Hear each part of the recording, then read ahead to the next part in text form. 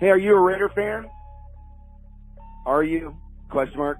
We are, and we love the Raider Nation.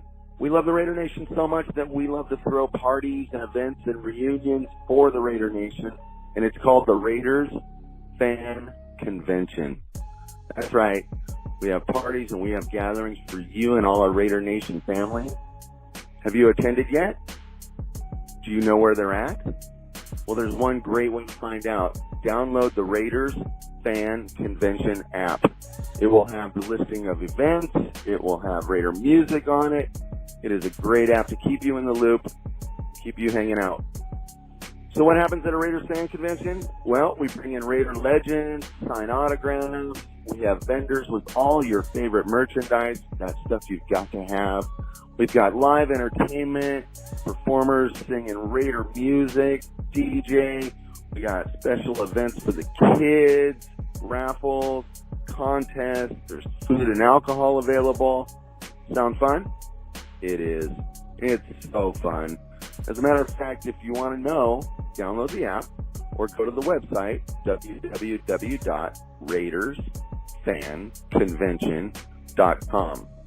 You can find us on Facebook, same thing, Raiders Fan Convention. Find the event page, find the business page.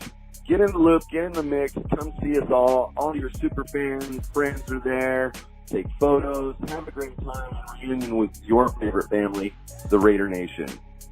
One team, one nation, one group of fans, one family. So download, check the website, find the events, come attend, have a great time, spread the word to your friends and family, and go Raiders.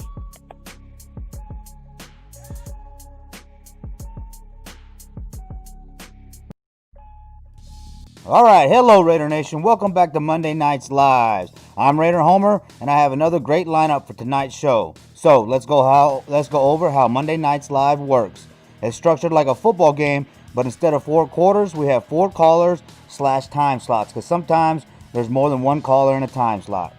All right, we break for the halftime show after the second caller, and during the halftime show, we will hear from the viewers and Raider musicians, and this week we are hearing songs from 4Dub. All right, kicking off tonight's show is the one and only The Violator, a huge friend of the Raider Homer channel, and I'm glad to have him back on. Another great friend of the Raider Homer channel is Captain Jack Rackham, and he's our second caller, so get ready to drink some beer, y'all, because if he drops F-bombs on this channel. All right, after the second caller, we have the Phone Blitz, which that's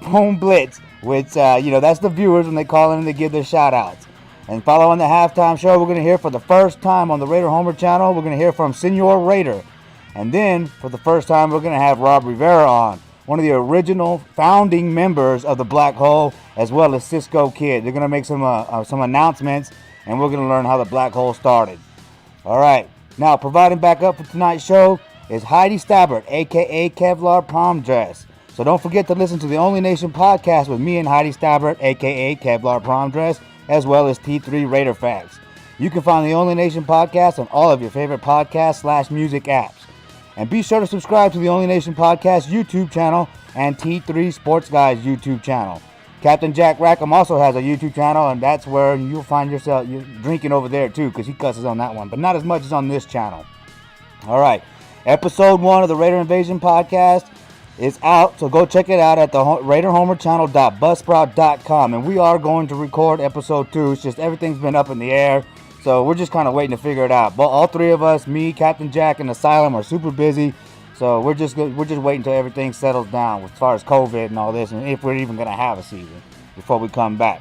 All right, be sure to like, follow, and subscribe to the Raider Homer channel on Facebook, Twitter, Instagram, and right here on YouTube, so you don't miss these interviews live. Blitzers, get your calls in by 8 o'clock CST, except this time I'm trying to make it about the chapters. So if you're a president of a chapter or the vice president of a chapter and you haven't left your shout outs and tell the Raider Nation where they can find you and where y'all watch the games, do so by 8 o'clock. All right. And I'm going to give all you guys in the chat line shout outs as we go. And you can give shout outs and I'll read them out. All right, now, let me know if you'd like to buy the Raider Homer Shield patch for $10. I got a limited amount of these left, but I also have plenty of the Raider Homer Bullseye patch. That's the image behind me. So go down the rabbit hole with the Raider Homer channel. I also have some poker chips that I'd like to sell. We're in Vegas now, so reason to have poker chips. Plus, I got a bunch, and my collection is growing. All right, now this week's mailbag, hand delivered from Demon King. Demon King's patch, y'all. Hit him up, man. He's got a great patch. And he left me some cards. Tops, man. Tops cards. That's awesome, dude. That's awesome. And a pin. So hit up Demon King, and he'll get you squared away. Also, from 4 Life All Raider Story. Uh-oh. They got merch now, y'all. They got merch. So I appreciate it. Y'all sending me this cup and then these cards and a bag. Sophia loves this bag already. So I appreciate it, 4 Life crew. All right. Now, I'm excited to say Mad Max sent me some patches too, man. Loyalty Crew patches available through Mad Max. So hit them up and check it out. This one's going on my brand new vest that I showed y'all last week. Boom! Loyalty Crew. If you don't have nothing at all, have loyalty. That's right, Raider Nation. All right. Also, we heard from this guy last week. He's a great friend of the channel, and he likes to come on. But the big bad wolf, chasing 3 little pigs out of the division. Love it. Hit him up. Don Data, a.k.a. Raider Wolf. He also sent me this sticker and this cool picture. And the cutouts for his folding character. So I appreciate it, Raider Wolf. Thanks a lot. All right, Travis Bono. Raider Travis's patch also came in the mail. I appreciate it, brother. Looking forward to putting that on the jersey for sure. All right. So that's it for this week's mailbag. Make sure you hit up the people for their merchandise. And thanks for showing me the Raider love, y'all. All right. Check it out. Don't forget to hit up the Players Congress, which is run by Bob Grant. And, thank you, Polo, for getting me hooked up with Bob Grant. Now, when you buy these shirts, it goes to the players that made the game, that were playing football when football was football. These are the guys that didn't make the $1 million contracts. So make sure you show them some support and go to playerscongress.com. All right, you can also contact Polo to purchase one of Otis McKinney's autographed items signed by Raider legends. So be sure to get in touch with Polo Rodriguez, a.k.a. Fireman 4, president of the Santa Maria Black Hole chapter. All right, now, I want to give shout-outs to all the people that donated to Texas Pit Crew from this weekend's first ever The Black Hole Austin chapter fundraiser, which was live at our headquarters, the South Austin Beer Garden. As far as I can tell, we raised $595, y'all, on our first try. So, man, I appreciate all that. Much love out to Chucky's Thugs, Anna from 4 Life All Raider Story, Iron Man, Antoine Anthony, Cali Mark 512, Black Widow, Raider Demon King, Raider Wea, Deadpool Raider, a.k.a. Wade Raider, Heidi Stabbard, a.k.a. Kevlar Prom Dress, Raider Chucky, Dark Phoenix, and Ana Diaz Rincon. I appreciate it, y'all. Thanks so much for helping our first fundraiser become a success. So, with all that being said, let's get to Wayne.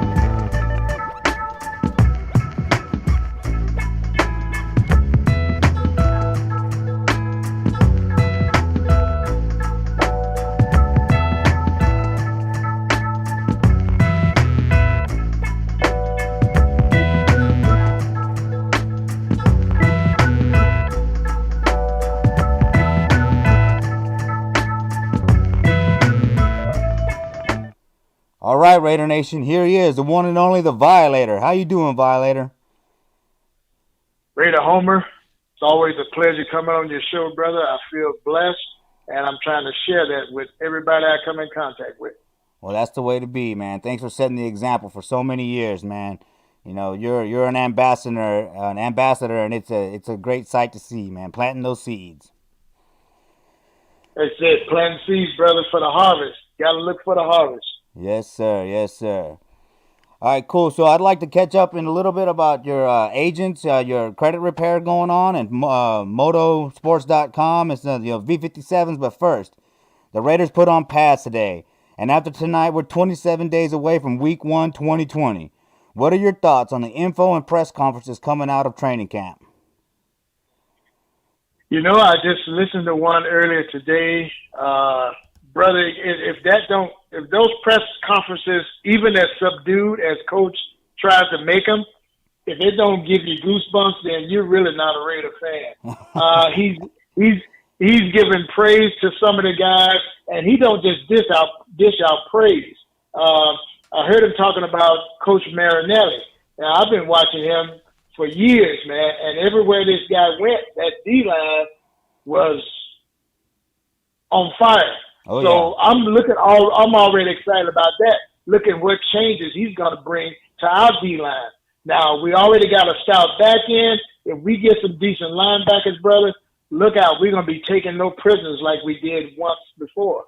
Yeah, I'm really looking forward to seeing what Corey Little can do, what he can do, because that guy, man, he was a ball hawk in L.A., so hopefully him and Joyner can step it up, and bring this defense to the level that we need them to be to win a championship, You think about it. You got leadership, and all you need to do is have those, like I say, at least one alpha dog on both sides of the ball.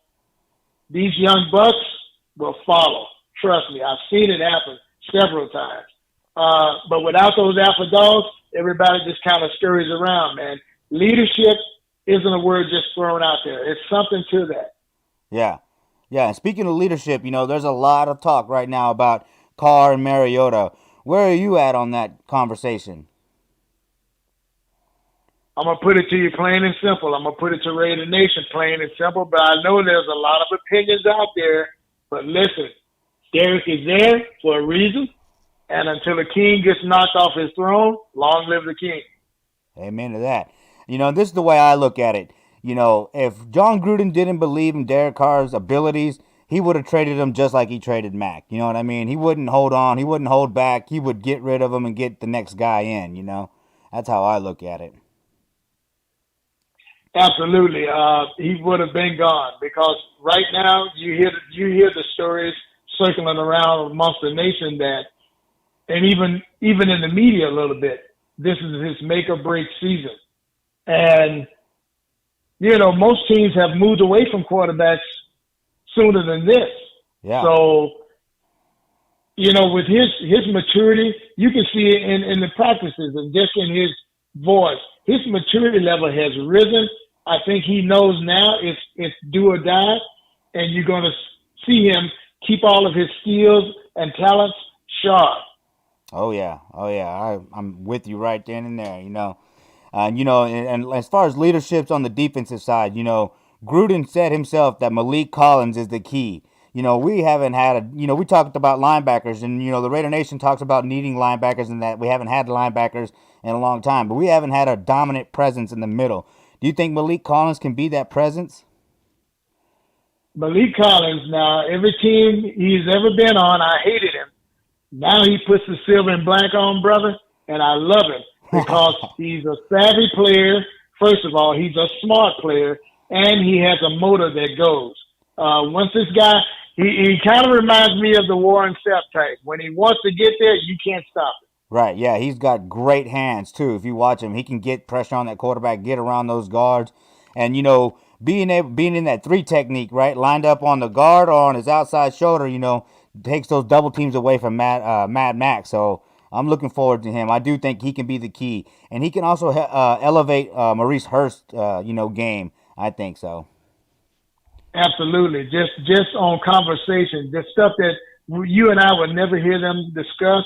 is the stuff that's going to make Hurst grow. Hurst is just a naturally gifted three technique guy, in my estimation.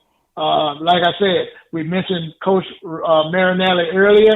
I can't wait to see what he's going to do with these guys. And the philosophies, he's going to bring that old school, look, you're either a tough guy or get the hell off my team. Yeah. That mentality to us, and that's what's been lacking. I liked what Mad Max said in his press conference today. He was saying that, Marinelli expects him to run to the ball and move, motor, keep that motor running, That's very important because the secondary, linebackers included, they're only going to be as good as that defensive line. And if our defensive line can dominate the line of scrimmage, we will win this year. We will win those close games that we lost last year. Absolutely. I can't wait to rectify some of those close losses, especially the last few at home that we saw them lose. I just want to see that change of attitude, even without us in the stands. I still want to see that intensity because it's like the NBA is in a bubble. You go out and take what you want. All excuses, throw them out the window. Yeah, it's time to win now, But I think, we will win. Like I said a minute ago, there was 3 games, right? The Houston game, a couple of plays we could have won that game. The Jacksonville Jaguar game, if they would not have called Carr out of bounds, we had a shot to win that game. And then that Denver game, the last one, we went for 2, right? And we missed the 2-point conversion for the loss. So those were some close games. But with this roster, we are right there. We're poised to win, Absolutely, and I wouldn't even mind getting in the playoffs as a wild card and spoil everybody's show this coming year. Amen to that, especially the Chiefs, right? Oh, man, if we could get, one against them in the playoffs, oh, that would be perfect. You see, I didn't even mention them. That goes without saying. They're number 1, brother, on the list. Yes, sir. Oh, man. So, yeah, any other takeaways from this offseason that you'd like to say before we move on? No, just business as usual. We're dealing with this pandemic that's just putting a new wrinkle on everybody's existence. And like I always tell Raider Nation when I get a chance to speak to them, take this seriously. It's taking some of our brothers and sisters away from here prematurely. So don't take it for granted and be out there. Think about others even a little bit more than you think about yourself. Put it in that perspective and just do what we need to do so we can see each other again and fellowship and embrace each other without masks like we used to do. I cannot wait for those days to return. Oh, me too, man. Me too. Yeah, we had our first little fundraiser, and we all wore masks, kept our distance, except for when we were crammed in front of the camera, but we all had masks on at that point, but, we tried to respect that. There are other places out there, you can see the Raider Nation doing that, but yeah, if we did it as a whole across the nation, we would get through this a lot faster. That's exactly, brother, and like I say, I appreciate you and your efforts, man. It's young brothers like yourself and others that I'm. You don't have to talk the talk, walk it, and everybody will hear what you're saying. Hey, well, cool. I'm gonna try to plant as many seeds as you did. You know what I mean? Just keep stumping the yard, brother. That's my formula. Yes, sir. Yes, sir. All right, cool. So you've been a great ambassador for the Raider Nation and the Raiders for decades, and you're recognized as an official superfan of the Black Hole. What does the Black Hole mean to you? First of all, brother, it's an honor to be given all those accolades, but you know how I personally feel about the whole phrase of superfan.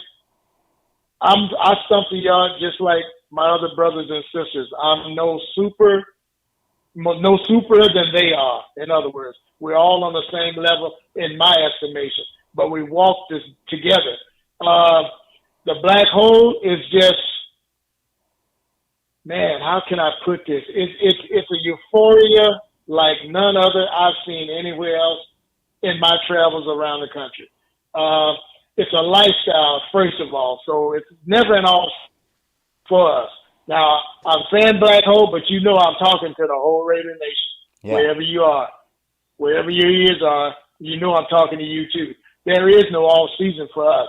This is a lifestyle that we choose to live, and if that don't show that level of passion that we have for that shield, and you always hear me say, we're united under the shield. Whether we're dysfunctional amongst ourselves or not, nobody else can come in and bother us, or it's all hell. Amen to that. You know, and I like I said, I was celebrating my chapter's first fundraiser, but I got to say, it was learning from you and from my boss and others, you know, about giving back and using your platform in a positive way. I like doing that, but I like doing that, trying to bring that Oaktown flavor to, you know, Austin. Because when I went to the Black Hole tailgates and the Black Hole kickoff party, it was like nothing else I've ever been to, you know. So it's an honor to bring something to Austin, my hometown, that started in the stadium in Oakland, you know. Absolutely. That's why I always tell them, you know, I get the media from Vegas asking me now, or is it going to be the same? I'm like, whether they call it the Black Hole or not, everybody there will know just upon seeing the people assemble, yeah, still there, because it's an attitude. You know, it's a brotherly and sisterly love attitude above everything else. And I'm not saying that the other fans don't count, because without them, we're not having a game. You know, we're having practice.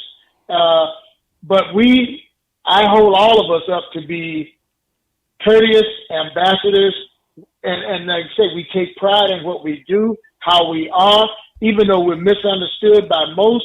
But like I always tell them, I invite them to break bread with us first before taking somebody else's opinion of us. Have one of your own. And once you break bread with us, I think we'll change your whole outlook on who we are. Yeah, and that's something else that's really resonated with me is, you know, trying to change that outlook that we have from other people, you know, that judgment they may make on us because we, you know, you do wear the spikes, like you say, to be as physically intimidating as possible, but to have layers, you know, and be open armed with people. So that's something that I've really, you know, taken on. You know, I like that. I like that idea. So I appreciate everything that you've been teaching me. Look, brother, it's my pleasure to pass it down. Look, it's you know, it was given to me by older guys. When I first started, you know, doing the whole dress-up thing, that was just to ignite a section of the crowd that I was sitting in that I thought was really wasting their money coming to the game. There was no vocal support, you know, that I'm going to stand all day mentality. You know, brother, we don't even have a long enough show to get into all that. So we'll just break it up into sections. But don't get me started with that. But like I say, if this team don't get you fired up for football, and the colors, if they don't resonate with you, then you're not a Raiders fan, and you won't be a good Raiders fan.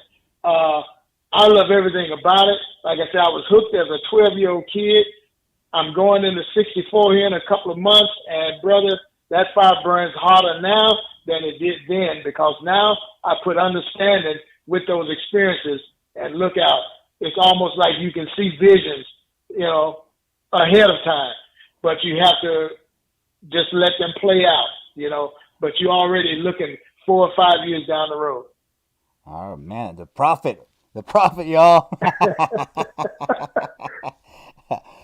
All right, cool. So you posted today that you're enjoying your retirement after being a carpenter, but you started a new chapter in your life helping people fix their credit. Tell us all about this new venture of yours. Absolutely. It talk about blessings coming, and when you pray for certain things, blessings come, and they may be disguised as something you don't really recognize. Thus, credit restoration. I always knew it was important, but I was never taught financial literacy in school, as a lot of us weren't. This company here has been around since 2004, word of mouth only. You'd never see a commercial advertising about them, but they're the real deal, brother. We have 12 outstanding services that are life-changing.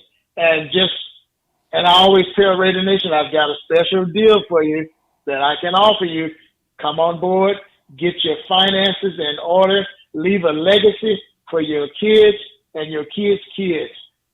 Just change your life completely. And you said that recruitment's been going well, right? It's going well, brother. The nation has seen my post, and they've seen it consistently, and they're reaching back. That's cool. That's very cool. All right, now, so on top of that, you have your signature V57 cigars for sale as well as merchandise on motorsports.com. Talk about your V57 cigars and motorsports.com.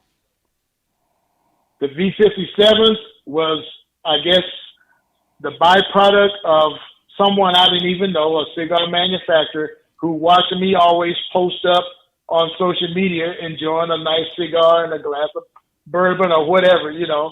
I suited that particular day, but they posed to me this question: why are you posting somebody else's cigars when you should have your own? And I kind of ignored the whole gesture for about a week or so, never returned a call or a text, but they were persistent. And it was another blessing coming, and I was like, before I turned my back on it, something said, hear the guy out and talk to him. So after doing that, it's been about 2 years now, and, just selling them word of mouth. But they're, like I say, a private blend that's made for me to just raise my brand, so to speak. And like I said, it's been a blessing, Homer. That's my way of relaxing after a long day. And sometimes during game day, I just do it just as part of my ritual. But awesome cigars. So anybody that's into that, brothers and sisters, just hit me up at Violator 57 on Twitter. All right, cool. And then motorsports.com. I got to say, I bought the Just Do You, You Can't F That Up shirt. I love that shirt. It really touches the heart, So talk about motorsports.com. Motorsports is my baby, so to speak. I'm an old Johnny Quest freak from when I was a kid. So I fell in love with Komodo dragons. And so when I was competing in bodybuilding back in the 80s, I didn't want to wear what everybody else had. I wanted my own stuff. So being an artist, I said, you know what? I'm going to draw my own designs and put them on my sweatshirt or whatever it was. That's how it started. And so motorsports is that. It's a sports apparel for the fitness enthusiasts and the Just Do You type shirts or pick up face shirts are my positive messages that I feel are lacking in today's society. So I'm always reaching for Generation Next, in that respect, giving them something visual. And even people my age will see it and it speaks to them. And that's the kind of designs that I come up with, stuff that makes you think, food for thought, so to speak, because there's enough foolishness out there being printed.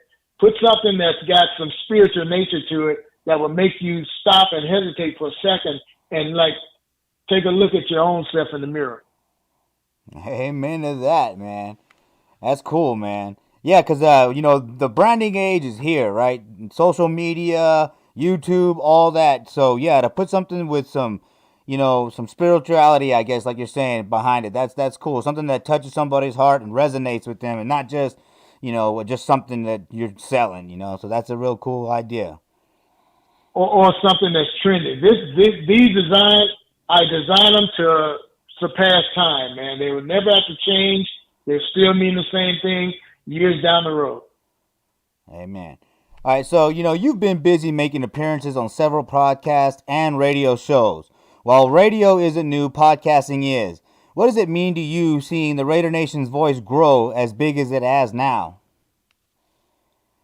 It's a beautiful thing, to sum it up. But listen, I remember when nobody wanted to hear from us. It shows you how persistence pays off. Like that old saying, hard work pays off. You've got to believe that. Now we're being recognized. I noticed the media over the last 5 or 6 years really just honing in on the Raider Nation, almost like a pet project. And I'm hearing this from some of the execs who I got to meet doing these little projects, that we were so unique.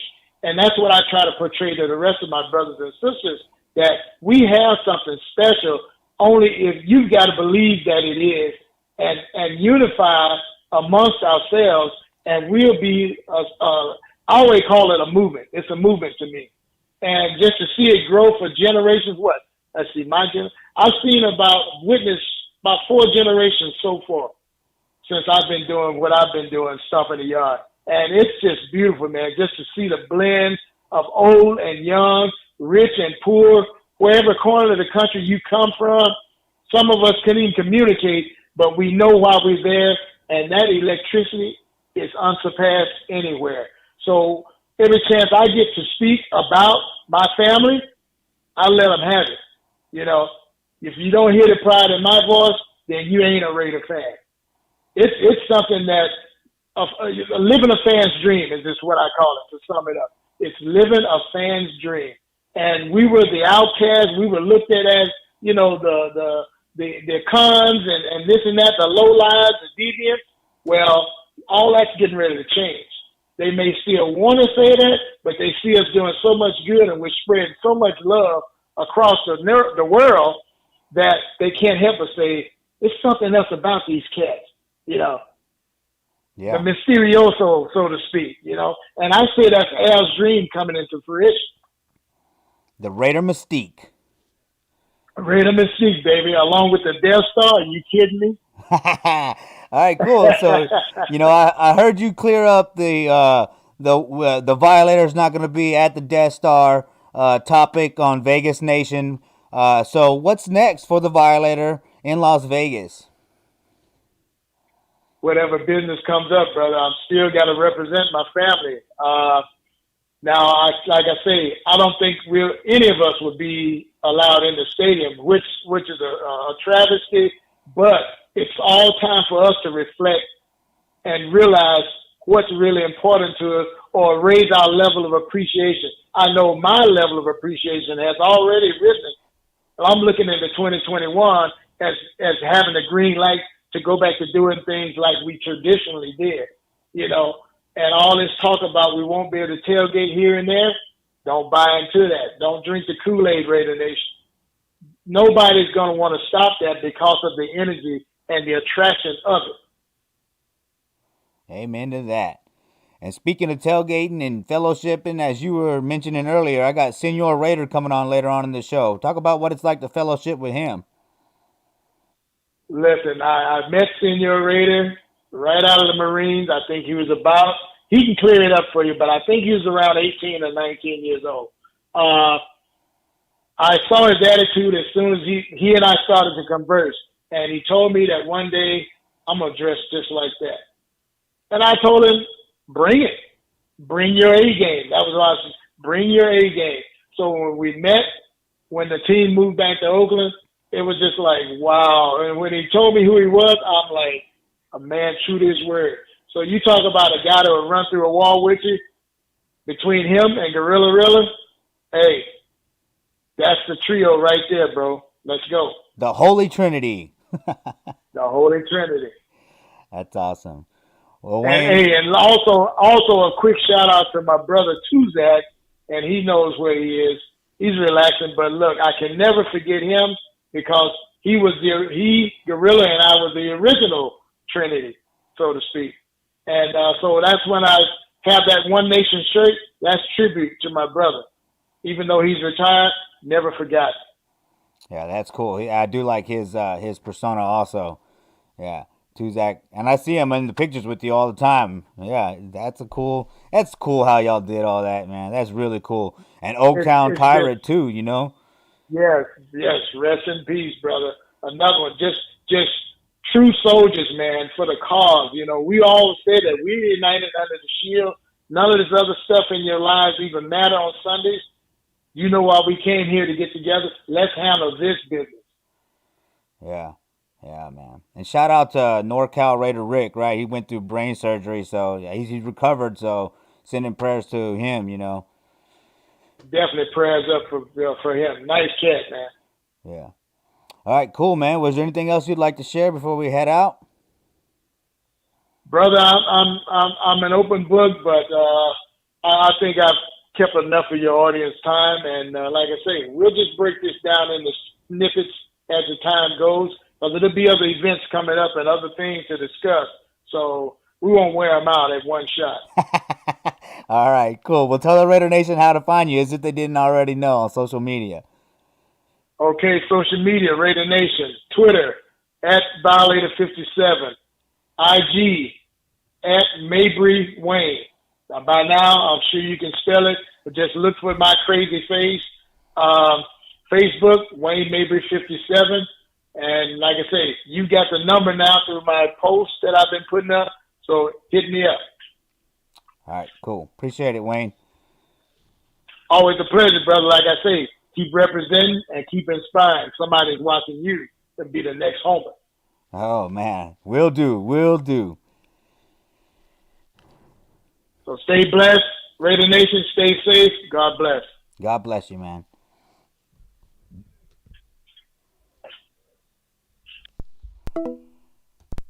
All right, Raider Nation.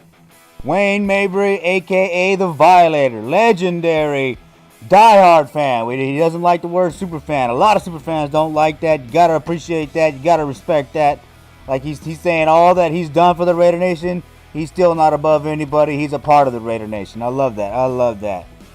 All right, man. Let's look at the chat line. We got, it's going off again. Antoine, how you doing, brother? Thanks for showing up again, man. Thanks for coming this weekend, and thanks for your donation, dude. I had a blast, man. You had a badass Carhartt shirt with Raider patches on it, dude. Love it, love it. Anna Diaz, thank you for your donation, and thanks for showing up. Jason, brother, man, glad you got home, safely, man. Man, thank you for your donation. Thank you for your support. I appreciate it. Attention on deck. Ooh, I poked myself in the eye. My bad. What's up, Daniel? How you doing, brother? Joshua, what's up? Oh, Graphic Raider, what's up, bro? All right, cool. Let's see. Who else we got in here? Sebastian Gonzalez. Hey, brother. Message me on Messenger, man. Because what I do when people buy the patches is I send them a picture of the envelope. So I didn't see you in any of my messages. So that's kind of where I got lost. So I may still need to put that in the mail for you, brother. I got your email, though. Let's see. Who else we got? Raider Squid, bro. Thanks for all the support, man. I appreciate it. I appreciate it, man. Let's see. NAFTA 666. How you doing? Greetings from Germany. Worldwide Raider Nation showing up. There's my girl, Heidi Stabbert. Hey. Woo. Man, we're cooking tonight, Raider Nation. We're cooking tonight. What's up, Scream? Tell the family I said hello. Appreciate you showing up, brother. Captain Jack is here already. Asylum. How's it going, brothers? Man, we're cooking in the chat line right now. All right, cool. All right. So, hey, yeah, okay. Never mind. We're going to skip the phone blitz. Remember, the phone blitz is for the chapter presidents of the Black Hole tonight. This is a Black Hole edition of Monday Nights Live. So, next week, get them in because we only got a few more episodes before we go to the Raider Homer pregame show, which we're going to hear from Mark Reyes, which is a.k.a. Talking Raider Shield again. We're going to do our 3 Keys to Victory segment. That's when I'm going to also work on getting other fans from the teams that we play during that week to come in and talk and debate the game. And I think what I'm going to do is instead of taking the calls and playing the voicemails, I think I'm going to take live calls in that show. That way we can work on having a live call show. So hang tight, Raider Nation. Monday Nights Live. We'll be going away when the season starts, but we'll be going into the pregame format. All right, cool. Now I need to do something real quick because I didn't think about this, but it shouldn't take too long. Oops. I got to put Captain Jack's ugly mug in here. Let's see. Oh, man, I'm messing up. Bear with me. You know what? We're just going to go with the Raider Invasion podcast.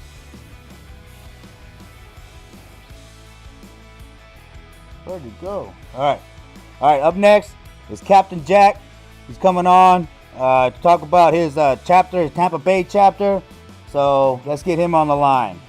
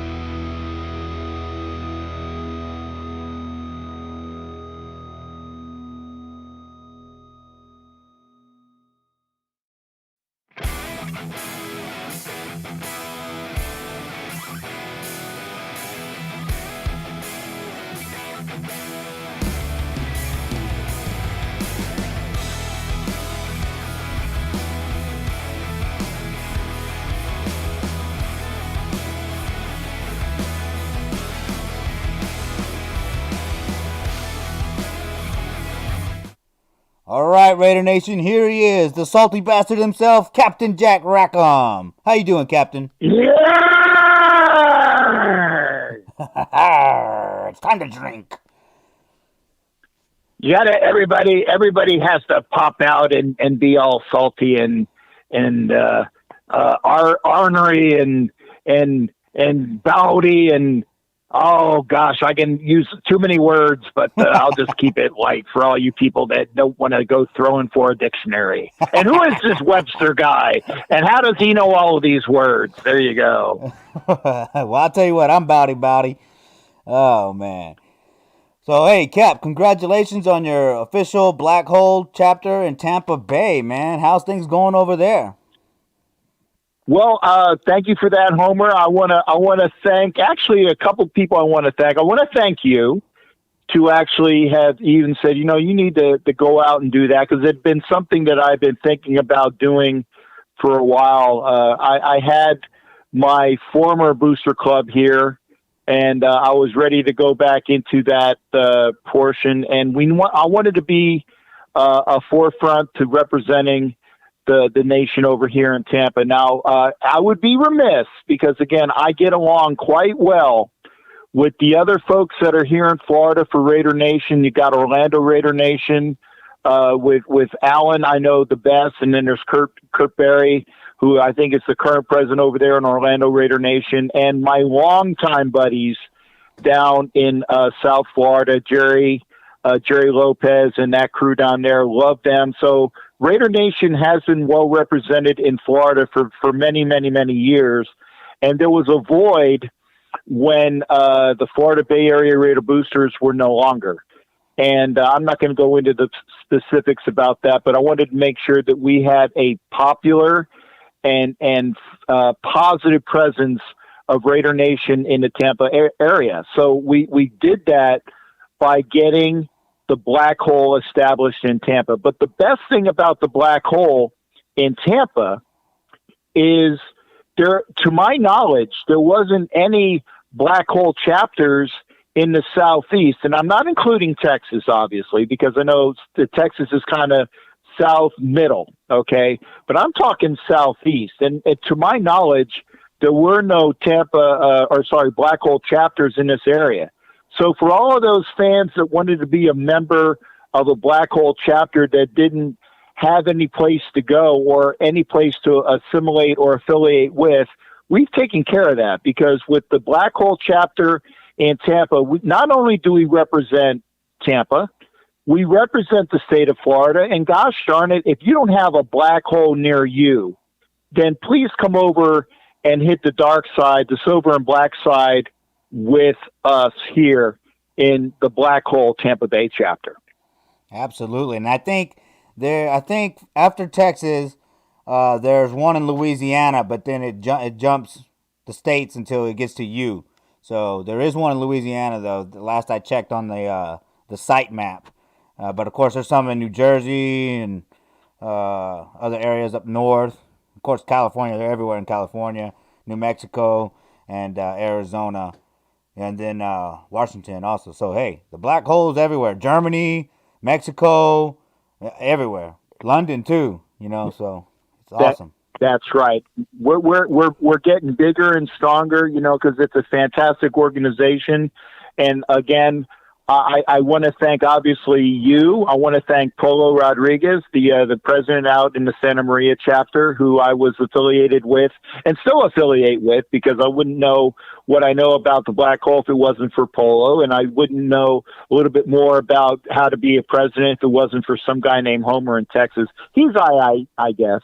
But I want to give my big thanks to Cisco and Raider Rob, the 1-2 combination of the knowledgeable base for all of the Black Hole. And again, when it comes to the black hole, we all know the great Violator, Wayne Mabry. We all know Sean Camacho, a.k.a.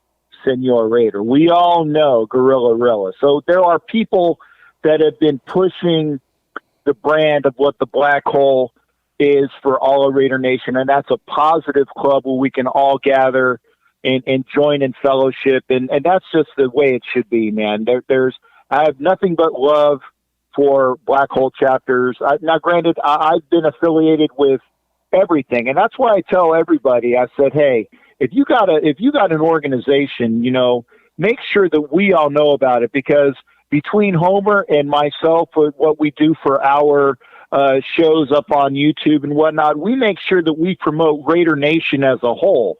So we make sure that if there's an event that is out there, and granted, this past weekend, you had your event in Texas, and we made sure people knew about it. We made sure that people knew about the event that they had for the Black Hole chapter in Denver. We made sure that we put out that there was a Black Hole power outage, shall we say, a blackout party over in the Pacific Northwest with Spokane and Portland and Seattle. We made sure about all of that. So we're going to promote on our channels, but I tell you what, folks, if you are not in an organized club, give the Black Hole chapter a shout for sure. Amen to that. Yeah, man, the Black Hole, like I said, started in section 105 in O.co. It's part of Raider history forever. And so, and yes, you get on the interviews and they're proud that, they're family friendly, that, there's no big bar fights breaking out. I mean, they're very proud of what it means to represent the Black Hole and the Raider Nation. So be sure to join you. And to join, you just go to theblackhole.com, pay for your membership, and then locate your nearest chapter and get with that president, and they will make sure that Cisco Ortega knows that you are part of that chapter. Again, just go to theblackhole.com and become a member. And again, I apologize. I know Ty Brown very well, and shame on me for not even knowing that my brother over there in Mississippi. No, Ty is South Mississippi Raider Nation. Ty. Okay, that's what I thought. Yeah. But the Asylum says there's one in Kansas, though. Yeah, we know about Kansas. We know about Kansas because, again, Kansas had their had that actually, and it was Kansas Raider Nation along with Black Hole, and I think there it might even been Southside out there. That they had their Raider picnic out there this past weekend. So again, we make sure that there is any Raider events, we're going to push it for everybody. Amen to that. Yeah, it's all about promoting the Raider Nation. The Black Hole is not one of those organizations that you can only be a member of the Black Hole. They're not like that. There are rules to follow, but that's because, we represent the Raiders and we're affiliated with the Raiders. So we do have to follow some rules, but they're not a dictatorship, So, we're all about showing Raider love, period. You know what I mean? Oh, most definitely. And I saw that patch of Travis looking good on that one. Yeah. Oh, yeah. You see, we traded. Woo, brother, man. This one's going on the vest, too, man. It's going on the vest. Y'all hit up Raider Travis. Thanks for sharing. Thanks for all the support, brother. So I'm proud to represent you on my vest, man. But brand new vest is going on with the Loyalty Crew patches and everything. And Cap, we need to trade patches, man, because I want to put your patch on there, too. You've been a long-time supporter. So I got to support your patch. Mob Boss is going on there. Demon King's going on there. Who else was I going to put on there? Yeah, with Loyalty Crew. But the big one's going on the back, man. So hopefully we can trade soon. Yeah, I'll consider it. I think you I think I might be able to swap with you. Yeah, I think so. I think that'd be a decent swap. All right, cool. I appreciate it. You're such a nice guy. Yeah, I occasionally I have those nicer thoughts, man. Occasionally I have those nicer thoughts. Except when you and I are discussing the quarterback situation for the Raiders. Oh, God, man. Yeah, I'm telling you, man. Derek Carr's going to shut all you haters up. Thanos, are you in here, Thanos? Watch. You seen my meme. I'm going to have to share it. I put a Photoshop the face of Derek Carr over Iron Man, just getting ready to snap the fingers on Thanos. And I'm telling y'all, Derek Carr is getting ready to come out He's coming out guns a blazing like Yosemite Sam. Na na na na na na na na. Doom doom doom doom god doom. Huh? I'm telling you. So you're mixing metaphors with Black Thanos and Yosemite Sam. Now that is a mixed metaphor and a half, man. That should probably go down in the books. That's a Raider Homerism, right? Something like that. For sure, man, for sure. Now I will say this though, and everybody that's listening in on the show, it makes your blood boil in a positive way, knowing that today was the Raiders were practicing in full pads, and I'll be honest, in the way things have been with the COVID situation, it's kind of hard to figure out what's been going on, because again, in days past, we would be getting a lot of more press coverage, and we would be out and about, and we would be looking for things. But the fact that most of us are sheltered in, I actually had to go out and look for things on Twitter today and different, news articles and whatnot. I know that they were there, in what we used to call, was it the skins and helmets, but there hasn't been any of that practicing. But, going on Twitter today and seeing the fact that Foster Moreau is back there and that we are like a very tight in the tight end, no pun intended, position. Okay. And we got Foster Moreau back there, and he looked to be coming back from that injury. You throw him in there with Waller, you throw him in there with Jason Witten, the grandpa, kind of like, Captain Jack is the grandpa of a bunch of the younger people out there. But you got the long hair, the gray hairs that they're teaching, and the fact that Jason Witten is going to embark that knowledge on both Waller and Foster Moreau and Carrier as he's around there, and anybody else that's in that room. You have the combination of the guys with lots of experience, but you got a very young team, and that's why all the Black Hole chapters are ready and willing, and we just can't wait till we start having people to come out and watch these games. And I tell you, once we are out of the COVID situation, and this is actually for my chapter here, once I get a chance to actually go out and do a little bit more scouting, I will make sure that, we will be in that wonderful establishment with the Corona and the Modelo flowing as per guidelines, because I would not be doing anything that's above the bylaws. But we'll make sure that we have the proper organizations going. But I can't wait to view with Raider Nation in whatever establishment. And damn it, if you're over here in the Tampa area, and if we can socially distance, if we haven't figured out a place to go by the opening night, come on over to my house and we'll definitely watch. Hey, I might fly over there. Yeah, well, I'll let you. And got to bring the daughter though, because I owe her some beats anyway. All right. I owe her some beats from last time.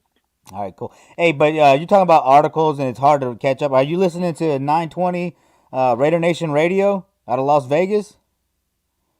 I will start, Homer. To be very honest, I'm very involved, and I apologize because I have my work that I have to do the teleworking for while I'm sitting in here, and then I'm also, as you know, I do sports talk with Coach Muddle Monday through Thursday each week, so I got to keep an eye out for that. Then, of course, I have my shows that are on Sundays and Thursday nights, and then I want to make sure that everybody that's here is going to be tuning in to the show that I'm doing with silky, sexy, sultry, seductive, sarcastic, and sassy Santangela, otherwise known as Angela Pacheco of For Life, Our Raider Story.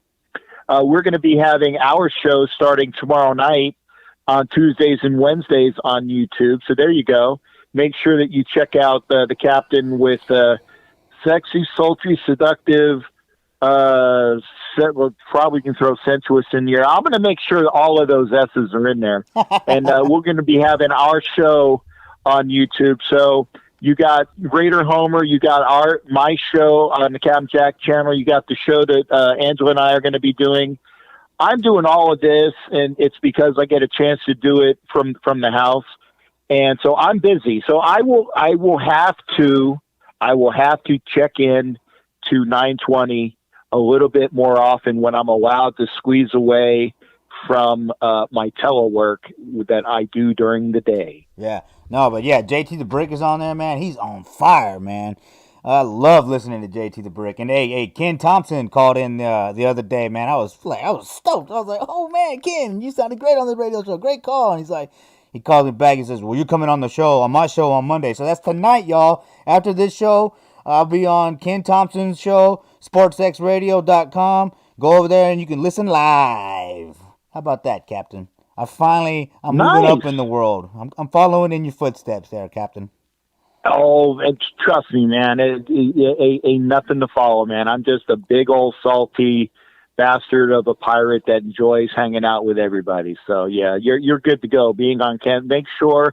Now I tell you this now, Homer. Don't forget to tell Ken I said hello. Oh, okay, man. Ever since I commented that, you've never let it go. You know that? Damn right, damn right. I'm not. There are things that you don't let go, Homer. I'm not going to let go of Derek Carr throwing it into the ground on 4th down ever.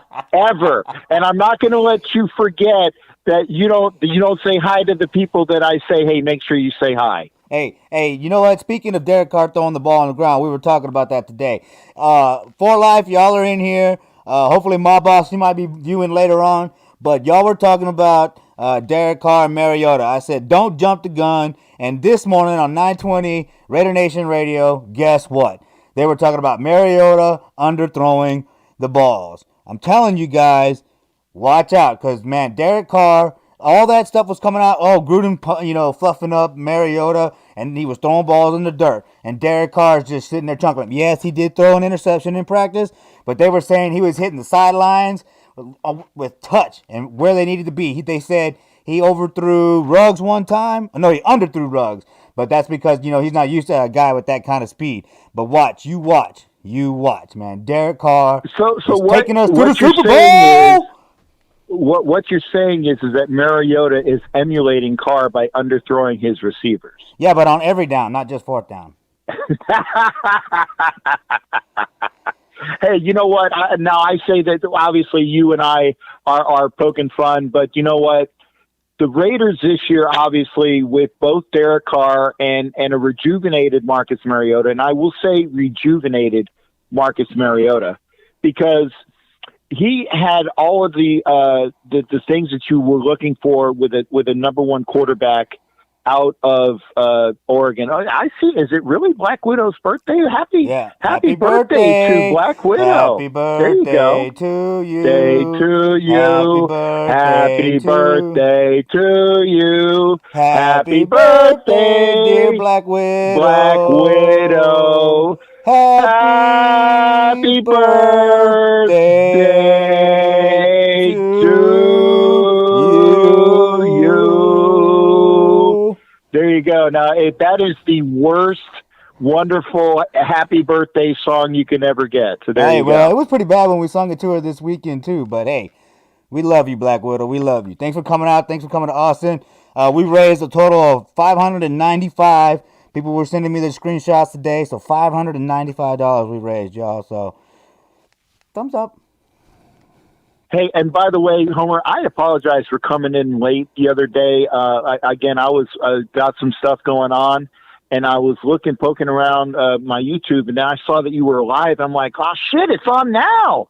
So I did get a chance to make sure I was in on your show, and I'm glad that it was such a success. I saw that there were a couple people over there with you, and that you had I think if I saw correctly, I saw Wade was there with you, and there was another gentleman by your side. I didn't quite figure out who that Demon was. Demon King. And then Cali Mark 512, that's the guy that went viral during the draft with the what the fuck look on his face when we drafted Cleveland Farrell. He's with the Compas, and he's part of Silver and Black of Central Texas. That's Raider Lyric's father. So he's a prominent member of the Raider Nation. Been a season ticket holder for forever. You know, believe me, he rubs it in my face too. But that guy is a diehard Raider fan, and I appreciate him coming out and showing support too, man. Because that guy, dude, he's a brother. He's like my big brother. You know what I mean? So yeah. And then Raider Wheel was there from the Raider Party podcast.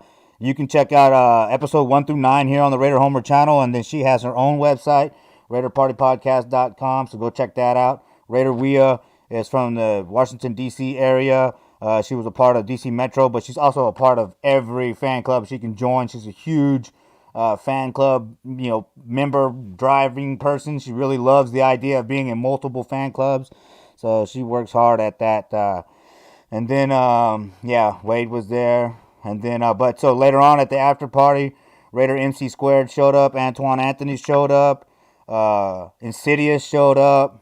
And then a couple of other friends of mine. So, it turned out, it was a good turnout, man. Especially during these COVIDian times, as Raider Ria says. So I was pretty happy, and hopefully now, Raider Nation, when I say I'm going to raise some money, I'm going to try to raise some money. Damn right. And I tell you what, COVID, boy, COVID, Homer, COVID. If I could, I would be doing a little bit more traveling, but unfortunately, as the way it is, with me being sidelined here in Tampa, basically being put on the you will stay home, you will telework, you will not pass go, you will not collect $200. I got to make sure that I'm staying home because, again, literally, my job is on the line for that. So if and when it comes to a point that the nation, shall we say, the sun is shining and Captain Jack is back at work and being able to do a little bit more, I will try to make my way out to a little bit more this year. But I apologize, folks. I'm not going to be able to be as, shall we say, photogenic as I have been in the past. But trust me, my heart's in it, and I wish I could be out there with everybody. But if there are events, and I am getting back to this, if there are events that I need to know about, that Homer needs to know about, make sure you are telling us, and we'll make sure we'll promote the hell out of those events. And when I can get the hell out of Florida, out of this wonderful, wonderful Captain's Galleon studio, which is pretty fucking sweet if I do say so myself. It's kind of cool. I will be out there. Yeah, no, I mean, you've done so much traveling and repping the Raider Nation. You stay safe, all right? Because we need you back once it's safe. We need you back when it's safe. So just be safe and keep doing what you're doing on YouTube, providing content for the Raider Nation, and you'll be squared, Captain. Well, I appreciate it. It's definitely, I want to be there, folks. I definitely want to be there. And I will say that if it becomes an area that if I can get out and about, I am going to do my damnedest to get out to Atlanta. I think that would probably be the one event that if it's so much later in the season because it's closer to Thanksgiving, and I'm hoping that things get better by then. If there is one thing that I'm looking forward to is hopefully seeing everybody in Atlanta. But you know what? If I make it out there, I'll make it out there. But, hey, if we're still 6 feet away, don't be pissed off because this old man needs to make sure that everybody's cooties don't get on my system because I don't want to wind up in the hospital. So don't be upset if I'm not as huggy-kissy as I used to be. Trust me, because you know me, man. I'm definitely huggy-kissy. Well, I hope you're talking to the winches right now, because I don't remember you being huggy and kissy with me. Well, no, it's bro hugs for you, brother. Bro hugs for you, and huggy kissy for all those wonderful Lady Raider at Wenches. You know that. All right, Wenches, you heard that. You're shit out of luck for a long time. Hey, trust me, I will go back to being my normal, passionate, yarg of a bastard body self as soon as I can. Amen. All right, cool, man. Yeah, all right. Well, what else you got for us, Captain? Well, again, I'm doing my sports. I do the Coach Muddle Show on Facebook and YouTube. So look for us both on YouTube and Facebook with myself, with Coach Muddle. so you get your sports with us. Obviously, Homer, you know, and I know that you, myself, and Asylum are doing your podcast as we can make those things happen. Angela and I are going to be busy doing things. I will be doing interviews with Raider Nation as I can, and I can't wait for you and I to do our and Asylum. You know, I would be remiss. I gotta remember Asylum's in there with our podcast. But again, make sure you're checking out tomorrow night the premiere of What the Fuck Are We Talking About on YouTube. Now, Angela and I are going to be splitting the broadcast. It's going to be both on my channel, you know, the Captain Jack Rackham YouTube channel, and then it's going to be the next week. It's going to be on the For Life Our Raider Story.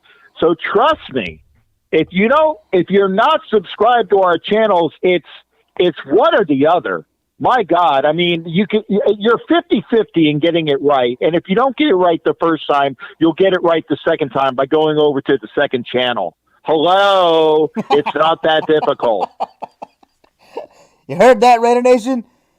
Either on Captain Jack Rackham Levy's YouTube channel or For Life Our Raider Story YouTube channel. That's where they will be podcasting. Right? You got it. Oh, you got it. All right, good.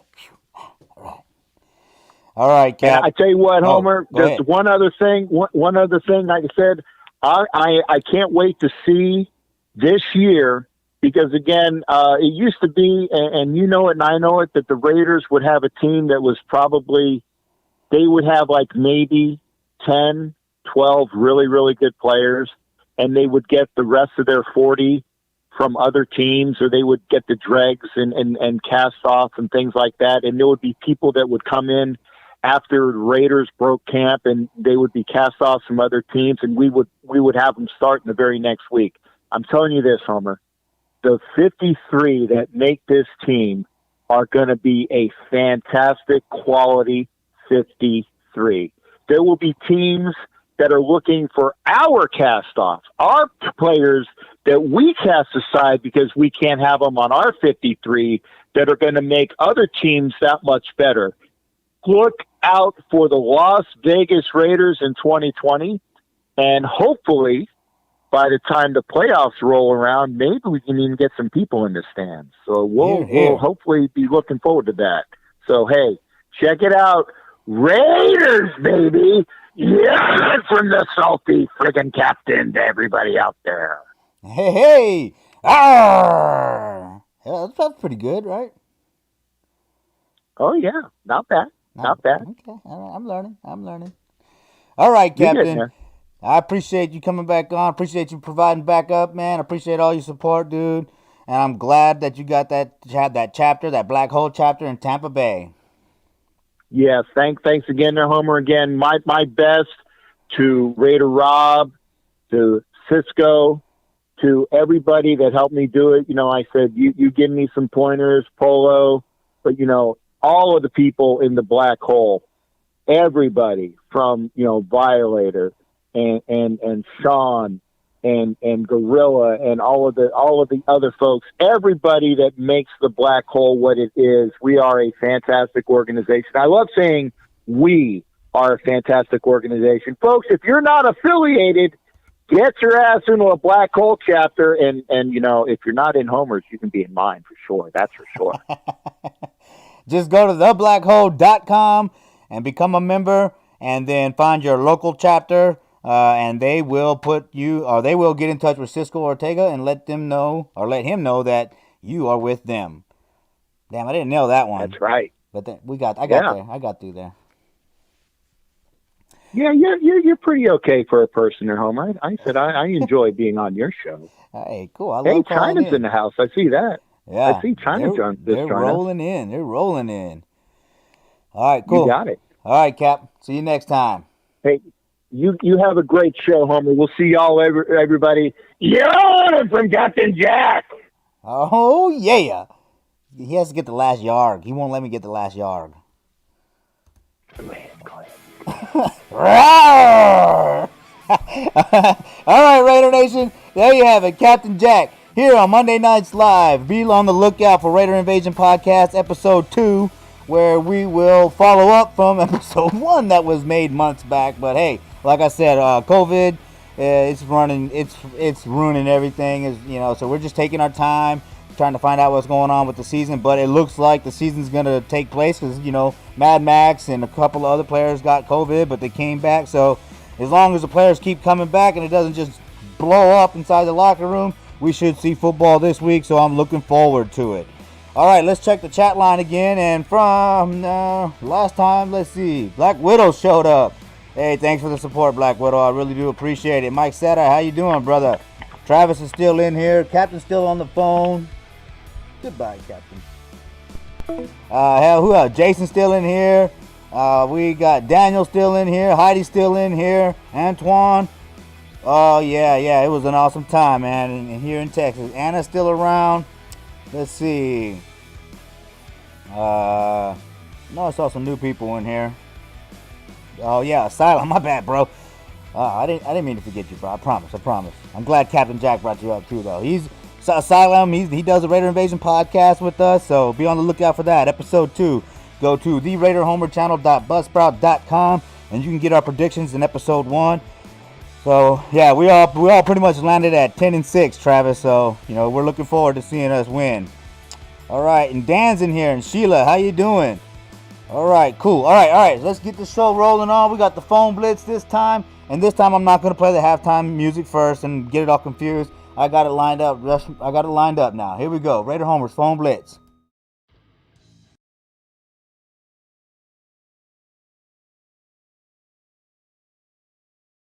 Hey, this is your man, Tony Bova here, president of the Spokane, Washington chapter of the Black Hole. We watch our games at Flamin' Joe's in the Spokane Valley. You can get a hold of us on Facebook as well as Instagram, the Black Hole Spokane chapter. Make sure you come holler at your boy. We'll take real good care of you. Go Raiders. Hey, this is your man, Tony Bova here, president of the Spokane, Washington chapter of the Black Hole. We watch our games at Flamin' Joe's in the Spokane Valley. You can get a hold of us on Facebook as well as Instagram, the Black Hole Spokane chapter. Make sure you come holler at your boy. We'll take real good care of you. Go Raiders. What's up, Homer? It's Chuck Splatterhead McCann, North Jersey chapter of the Black Hole, host of the Fan Club Blitz and Inebriation podcast. Just checking in. If the pandemic allows, you can always find the North Jersey Black Hole crew at the Irish Cottage Inn in Hamburg, New Jersey. All right. Love you, brothers.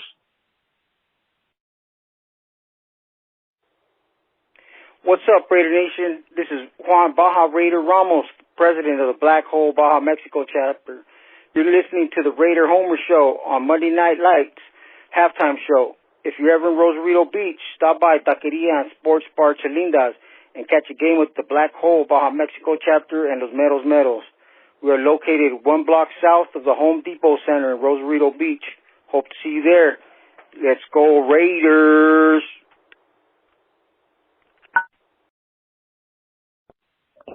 What up, everyone? This is Raider Squid. Just wanted to say, hope all is well with you and yours. To my TNBC family all over the world, much love. A special thank you to the Portland chapters of Black Hole for hosting the first annual Northwest Blackout over the weekend. Man, it felt good to finally hang out and have a great time with those in the Seattle and Spokane chapters of Black Hole. You can't forget about the Russian crew, too. Be on the lookout. Much more to come. I look forward to seeing everyone at Tammy's, the Seattle Black Hole home bar, or at Peebo's, home bar of the Northwest Raiders Booster Club. Raiders.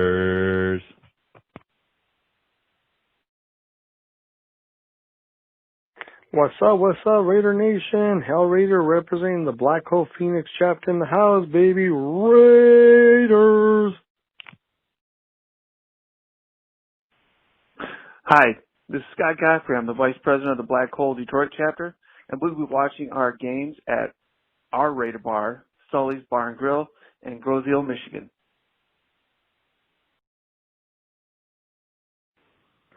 Attention on deck. I am the General. I want to say what's up to all the fans out there. Raider Homer, you're doing a great job.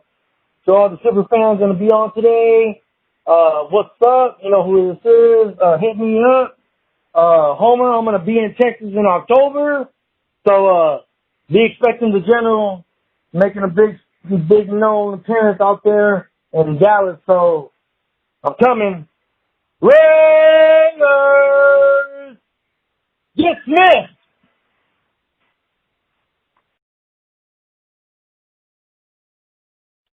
Hello, everyone in Raider Nation. It's your boy, again, SG the King, _209, back at it to let y'all know that, you know, we looking really good in camp. You know, we got some real ballers in our hands, like Darren Waller, like Brian Edwards. You know, the list goes on and on. Zay Jones, Henry Ruggs, even Nelson Aguilar. He's looking sharper. He's able to catch the ball.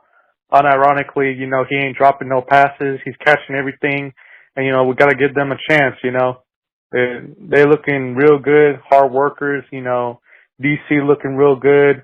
I mean, our running backs, Josh Jacobs, O-line looking sharp, tight ends.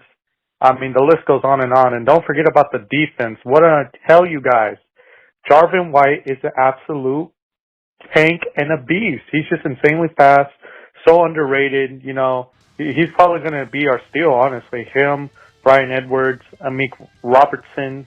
I mean, we have so many guys that could do it all, pretty much. You know, we have that versatility, and we finally have that depth that we've been missing for years and years and years.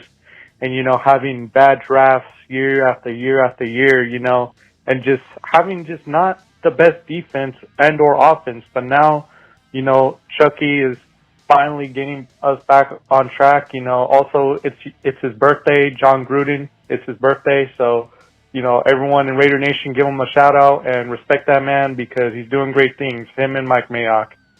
You know, with that being said, just win, baby. Never say die, never give up. Let's go. 2020 season is going to be lit. See y'all.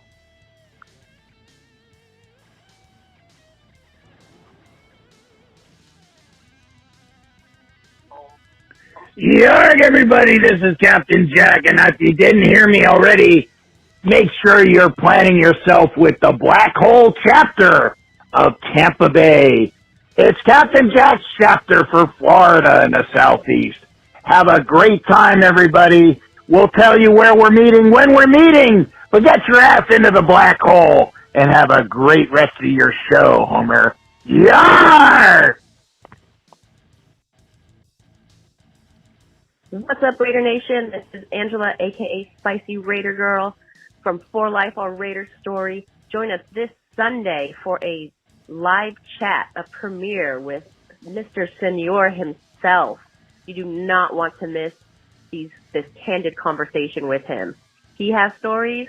You want to hear them. Again, join us on Sunday on For Life, our Raider Story. Raiders!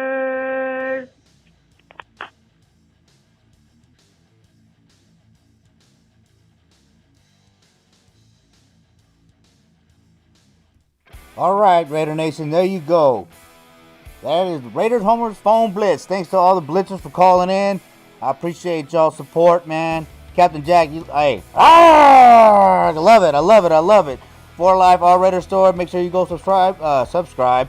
Hey, in general, man, when you make it down here to Texas, let me know, man. I'll buy you some beers, brother. Attention on deck. I didn't poke myself in the eye that time. All right, cool. MLNR to all the Black Hole chapters out there that called in. Thanks for letting everybody know where they can find you. Again, go to theblackhole.com to become a member of the Black Hole and get in touch with any one of those presidents and or vice presidents, and they will get in touch with Cisco Ortega.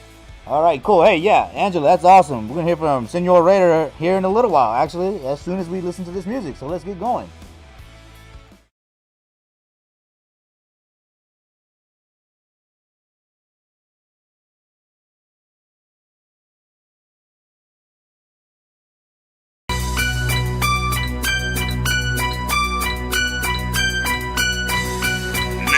Nation, under God,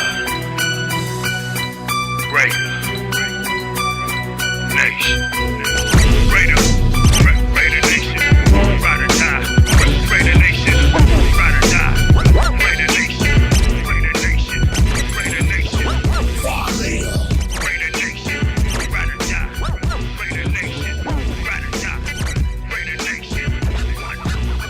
One nation. I gotta have it. I'm an addict. I'm a Raider fanatic. Your feel ain't real and your body metallic. I'm on their toes to see me till their bodies lose balance. Messing with the Raiders, man, it's gonna end tragic. Come on, it's the way that we gotta get down. With a feel that's real, be a Raider is proud. If you's a hater, then we gotta get loud. Then we track you all down like some bloody bloodhound. Call it what you want, I bet the Raiders attack. See fear in your eyes, so as you see all black. My attributes are fact, yes, a natural fact. And my hands quick to flip like an acrobat. In the club, quick to dip with the switches intact. Hitting all the car clubs where the Raiders be at. You can throw that wild pitch, but we hitting you back. All you haters keep on dipping, all we tripling that. Get your game face on this Violator. Raider, one nation. Nation. Yeah. Get your game face on this Violator. Get your game face on this Violator. Get your game face on this Violator. Yeah. As a matter of fact, when we hate them, catch them across the middle, hit them harder than Tatum. Make they body brittle, watch the ambulance take them. No, it ain't a riddle when a Raider gotta break them. Catch them in the flash like McFad, then we shake them. Make them real bad, think they bad, we the player. You don't want to clash with who sag every day. And I ain't gotta brag, you can see I'm a Raider. And yes, it don't stop, dub, it don't stop. Silver shine, blacker than black top. I'm probably with Larry getting higher than Mack trucks. On the D block, eating ribs in black trucks. On the black hole, taking shots with Donna. Belly to the stadium and all of us riled up. It's all about the team, don't care who fouled up. Whatever it may seem, man, shut your mouth up or get violated. Get your game face on this Violator. Raider, one nation. Nation. Yeah. Get your game face on this Violator. Get your game face on this Violator. Get your game face on this Violator. Yeah. It's never too hostile for me. I was born in that pitch black. Two gaps and backs, some new orders, some zigzag. When you hear them hot ones, don't knock it. Yeah, Violator outbreak, boy, you can't stop it. Shit, we know from rolling through that West Coast, giving it up. Look out, the black and silver about to bust a nut. See, we've been sitting on that sidelines, back in the cut. Well, look out, the Violator about to bust a nut. See, when you hear the potent injection, the lyrics electric like getting hit with 50,000 volts. Nigga, respect it. All you haters sound like your tongue swollen. Need to go pop a X like it's time to clean your colon. See, it's all about divide and conquer. Simplified lifestyle, born and raised in Compton. Can't you see it? A Violator breed of convict. When it come to the nation, only option is conflict. Yeah, get your game face on this Violator. Raider, one nation. Nation. Yeah. Get your game face on this Violator. Get your game face on this Violator. Get your game face on this Violator.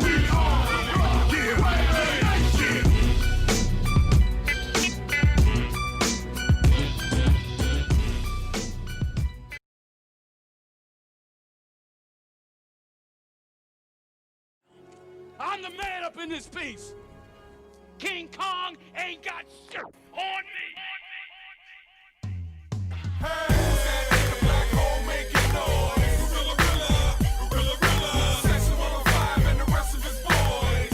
Gorilla, on Gorilla, represents the Raider Nation. Hey, Gorilla, do it for the kids, he does it for the fun. Hey, on Gorilla. Every time you see him, you know he bringing love. Gorilla turn King Kong into a scrub. Harry black and silver representing Raider.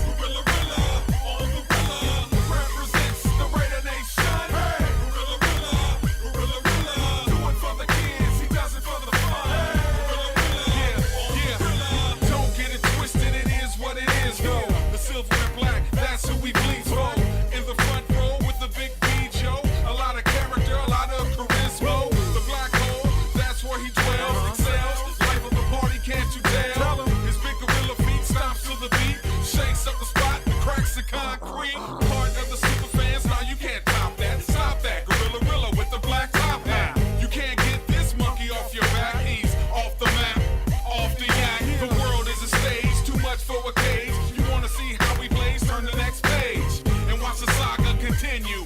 He's the first one in, last one to leave the venue. Who's that nigga black hole making noise? Gorilla, gorilla, gorilla, gorilla. Section 105 and the rest of his boys. Gorilla, gorilla, on gorilla.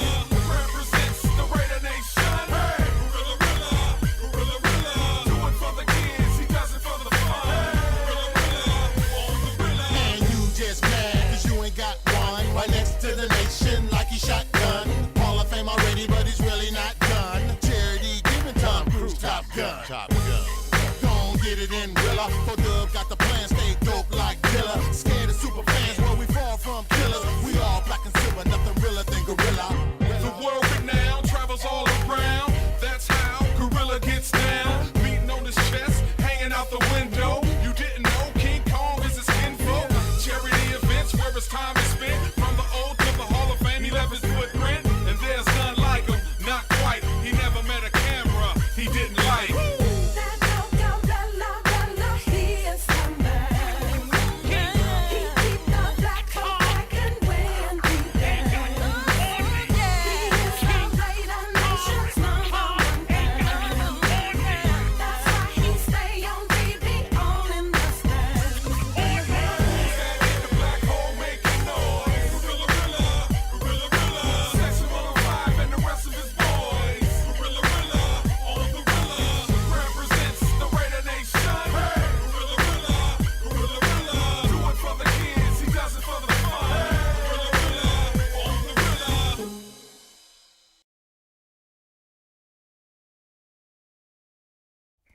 All right, Raider Nation, that was the halftime show. Shout out to 4Dub. Man, I appreciate y'all letting me play your music during the show.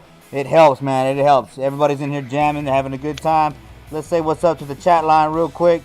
Captain Jack's in here twerking for whatever reason. Go get your tacos, Captain Jack. We got 4 Life All Raider Story in here. We got Dan in here. Jason's still in here. Travis, man, thanks for the patch again. Appreciate it, brother. Let's see. Anna's still in here. Antoine, man, thanks for hanging out, brother. Looking forward to you becoming a member, man, of the Black Hole Austin chapter. Raider MC Squared, brother, thanks for coming down too, man. I'm looking forward to you becoming a member of the Black Hole Austin chapter. Okay, all right, cool. So we are going to get to our third caller of the night, Senor Raider. And this is going to be an Oaktown Legend segment, y'all. Of course, you know he's done lots of stuff for the Oakland Raiders and the Raider Nation. So let's get to the phone line.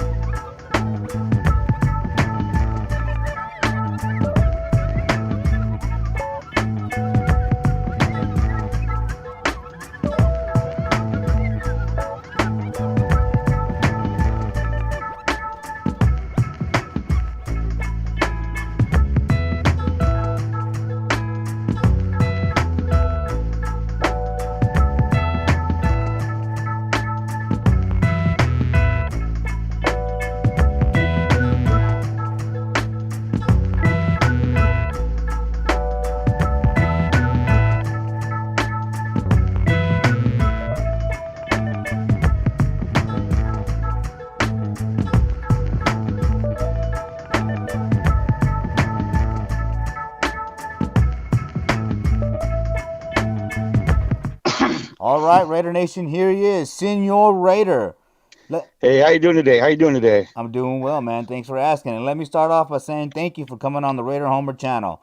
You know, Oh, you're quite welcome. Oh, yeah, yeah. it's a pleasure to be on here. Hey, it's my pleasure. You know, and we've met a handful of times over the years. Mm-hmm. Once was back in the mid 2000s in New Orleans when we took over Bourbon Street. Oh, Bourbon Street. Oh, that was Yeah. great. And then a couple of times in Oakland, man. I've been a long Mm-hmm. time fan of Senor Raider, so I appreciate you taking the time to take pics with me and my daughter and come on the show, man.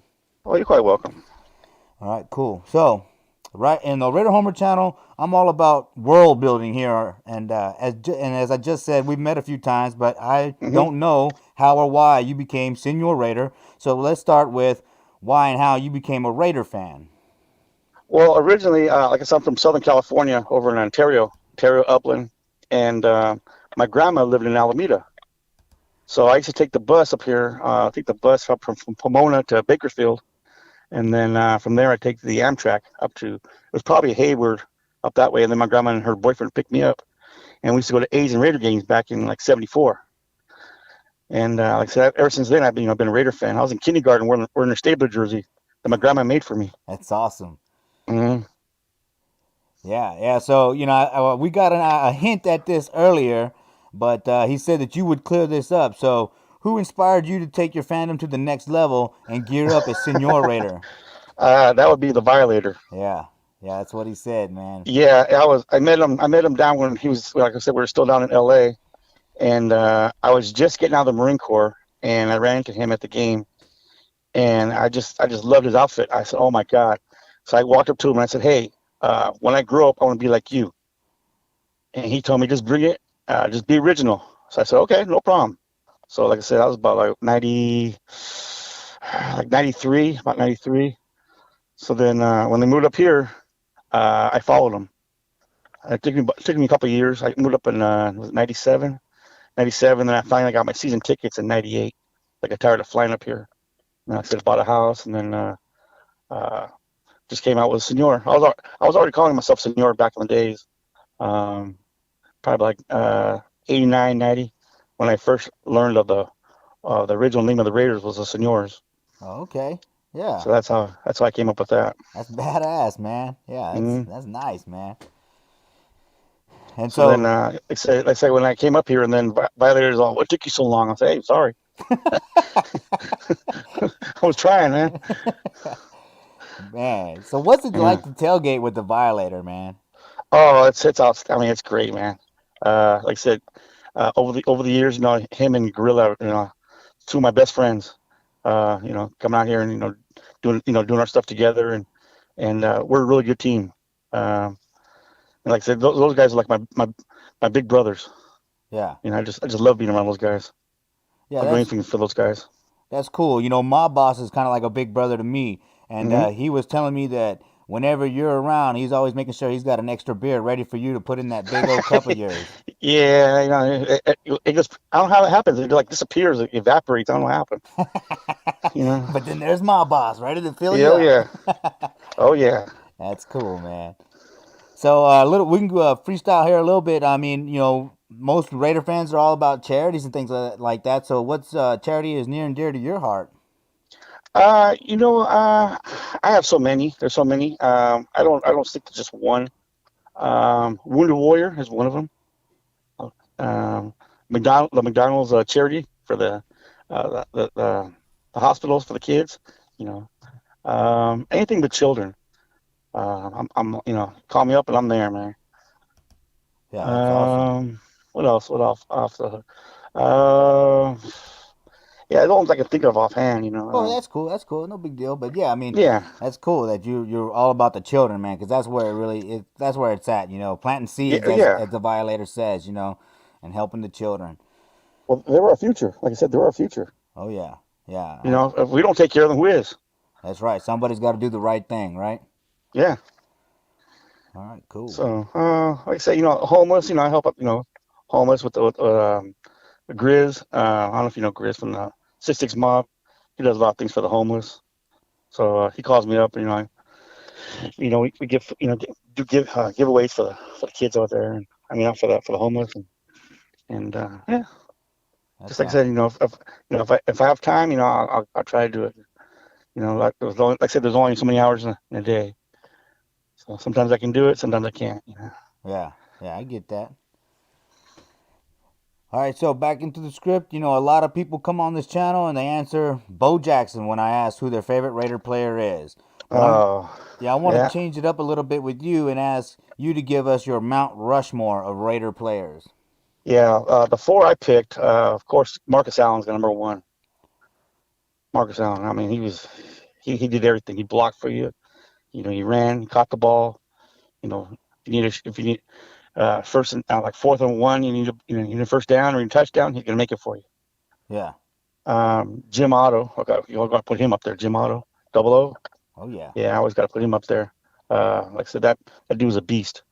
He was an undersized center, and he was still taking guys, 20, 30 pounds, 40 pounds heavier than him, and he's still taking them out. Yeah, he was a beast. And he paid for it. He paid for it too. Yeah. His knees. My third one I'd say would be Kenny Stabler. I mean, how could you not have a Kenny in there? Right. Kenny Snake Stabler. Oh yeah. And then my last one, I had to go defense. I had to go with my boy Charles Woodson.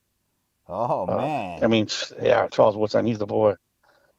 Then I had a couple alternates because I wanted to put them in there, but they were the top four. Of course, touchdown Timmy Brown, got to have him. And then on defensive guy, I had Jack Tatum, assassin. Yeah. I mean, that's like I said, to his dying day, he was still called the assassin. Yeah. He wrote 2 books about it too. Yeah, and then my last one, I'd say would be Art Shell. I mean, because that was a prototype left tackle. Come on, man. Yeah. And then he went on to be a coach, Raider for life. Oh yeah, twice. Yeah. Well, the second time don't count, I don't think. we don't count the second time. We don't count the second time. Yeah. Yeah, man. For me though, I'd have to go with Bo still. I know I just said a lot of people answer Bo. I love Bo. I love Bo too. Yeah. I just think he didn't have enough years there with us. Yeah. Yeah, but for me, that's the only reason. I mean, that guy was Superman. Yeah. Oh, I mean, he could do, like I said, he used to run over people just for the hell of it. Yeah. You run in, he's running, and they see you, and they get out of the way, and he makes sure he hits you anyways. Oh yeah. Keep on going. Oh yeah. Oh yeah. So for me, look who did Brian Bosworth. Come on, man. Oh yeah, ran him over at the goal line. That was awesome. Shut his ass he was done after that. Yeah. Bosworth was done after that. They exposed him. Oh yeah. Yeah. So for me, Bo Jackson 1, and then I'd have to go with Tim Brown 2, Charles Woodson 3, and then Rich Gannon. I've loved Rich Gannon. Oh yeah, I love Rich Gannon too. Like I said, not enough years. Yeah. I didn't think he didn't do enough years here with us. Yeah, but for me, that was the only time I ever got to see the Raiders in the Super Bowl. Even though we want to forget about that Super Bowl, I know. It was good up until then. Yeah, I know. But yeah, those are all good picks. I mean, I could argue with any of them. Yeah, it's hard. It's hard to come up with this list. Exactly. We got so many. We got so many. We had the Stork. Yeah. Yeah, Matuzak. I mean, you had guys that changed the world. Yeah. They had changed rules on us because of that. Yeah. Oh yeah. Even I like when I go back and watch the highlights, Todd Christensen comes to mind. Oh. Lester Hayes. Yeah, Lester Molester. Oh yeah. Mike Haynes. Those That was a real good combination back in the day when you watched the highlights. highlights. That was no passing zone there. Yeah. Yeah. I got a cardboard cutout of all of them of the Raiders defensive line, defensive backs up there. Yeah. No passing zone. Oh yeah. And then there was the Soul Patrol. I mean, that was a dominant backfield. That was the original Dr. Death in there. Oh yeah. Oh yeah. Atkinson. Oh hell yeah. And that was a team, man. And then Willie Brown. I love how Willie Brown went from player to coach, and stayed with the Raiders organization and stayed loyal. I mean, if we could have players like that today, that would be awesome, Yeah. I mean, they're out there. We just don't have enough spots for them. Yeah. Yeah. All right. So the other day when I extended the invitation out to you on For Life All Raider Story when you were a guest to come on the channel, we were talking a little bit about the latter years of Al Davis's career, and we were talking about Mark Davis's legacy that he's beginning himself. But one of the questions I asked was, were y'all all part of the Billboard petition to hire a GM? And you said that you were. So, yes. I wasn't fully in it, but that was on my mind. I was like, man, we need to hire a GM, dude. Yeah. we're just making too many mistakes, and we're putting all the money in one guy when we can diversify it, and we can make the team a whole lot better instead of just one guy. And the thing is, if he didn't work out, then we're paying for years to come. Yeah. You Yeah, know. a lot of those contracts killed us, at Yes. the end of Al's career. So, Yep. I was Yeah, they sure definitely did. for a GM. But now that we've had two since Al has passed on, may he rest in peace. What are your thoughts on Reggie McKenzie and especially Mike Mayock? I didn't have a problem with McKenzie. Like I said, he worked with what he had. He was working with the salary cap, and he made some good picks, and he made some boneheaded picks too. But as long as he made a couple good picks, in there, like I said, I didn't have a problem with them. But Mayock, oh man, he's way. I mean, he's way better. Oh yeah. He knows the players better. I mean, most of the players we're getting, we're getting undrafted players. We're getting fifth round picks that are becoming starters. Yeah. It's like, and it's only getting better. And every year, he keeps adding more and more. We keep getting more and more weapons. I was like, oh hell yeah, here we go, finally. It kind of reminds me back in the '70s when we start, getting all those picks and stuff. I was like, oh man, whoo, here we're going. Yeah, Like I said, back then, I think we had like 13 rounds. Now it's only 7 rounds now. So you got to make your picks count. Oh yeah. Oh yeah. Yeah, Mayock, he's doing that. Finding He's doing it. Mad Max Crosby, finding Oh yeah, Renfro. And yeah. then let's see, what's his name? Oh man, I can't believe I forgot his name right now. But the cornerback from Clemson. Cornerback, Yeah. Mullen, Huh? not Mullen. Yeah, Trayvon Mullen. Oh yeah, okay. Like I said, I can't believe I forgot his name, but I've been calling for him to be the best cornerback we've had since Charles Woodson, because that's how I'm jumping a couple of routes early on. Of course, he got a couple of calls on him, but that's to be expected in this offensive-driven league. I think Exactly. I think he's a Like I good. said, I have no problem with cornerbacks. Just got to keep you got to keep improving. Oh yeah. Improve every game. If you keep improving every game, I ain't got a problem with you. The problem is we had all these cornerbacks that couldn't cover nobody. They're fast and they couldn't catch, and you know, you know, they do what they call it a juke move. Give them like a juke move and stuff, and the guys are gone. Yeah, whiffed on him. They go bite on it, and they're gone. We need somebody that can like stay home and take chance. Of course, got to take chances, but make sure they don't get the ball. Yeah. I'd rather they knock the ball out of the guy's hand than intercept it. Make sure that the other guys don't get at least a completion, so they go 4 and out. Yeah. Of course, the interception is great, but if you miss, then that guy catches the ball and he goes in for a touchdown. So. And then of course we traded Khalil Mack, which everybody was up in arms about. Oh yeah, they're all up in arms for that one. But then we got Josh Jacobs. Like what a great deal in the end, right? Of course, I mean he's still only 1 year, but that dude, running backs, they're pretty consistent. I think if they show what they can do in the first year, yeah, you can point out a few here and there that didn't do it, but for the most part, running backs last. For the way I figure it, you usually get a wide receiver. I mean, a running back in like the third round. You get a third round. Get one like that. Fine, but we had to get him. I mean, we needed a running back. We had a whole bunch of third round, fourth round, fifth round picks. They're doing okay. They're doing great. We need somebody that can catch, that can run, can do everything. Yeah. Like I said, he kind of reminds me of Marcus.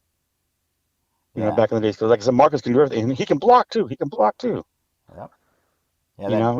We need somebody that can do all that, can help our car, especially last year, because like I said, we really didn't have no premier wide receivers.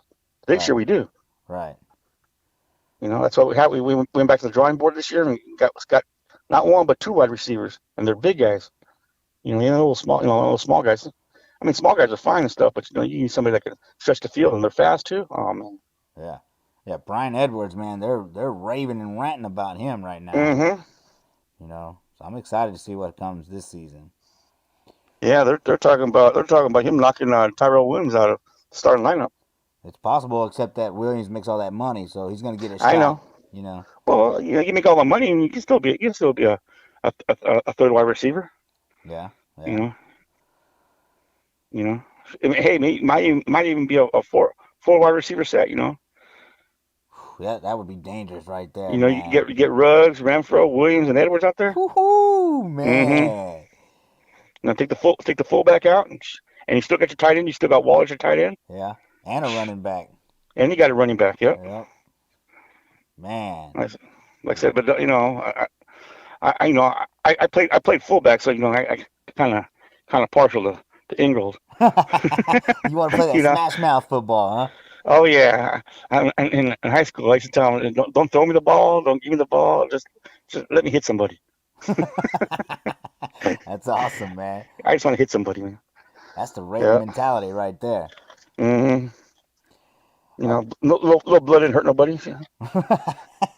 Hey, yeah, remember John Ritchie? Oh, I bet you loved him. Oh yeah. Oh, I love him. Yeah. I used to tell my buddies that was me when I was young. except the blood wasn't mine; it was somebody else's. That's cool, man. Hell yeah. All right, so you have a pick with a young Derek Carr. What are your thoughts on his career so far, and what does he need to do to help the team take the next step? Well, I mean, everything he's done, I think he's trying his best.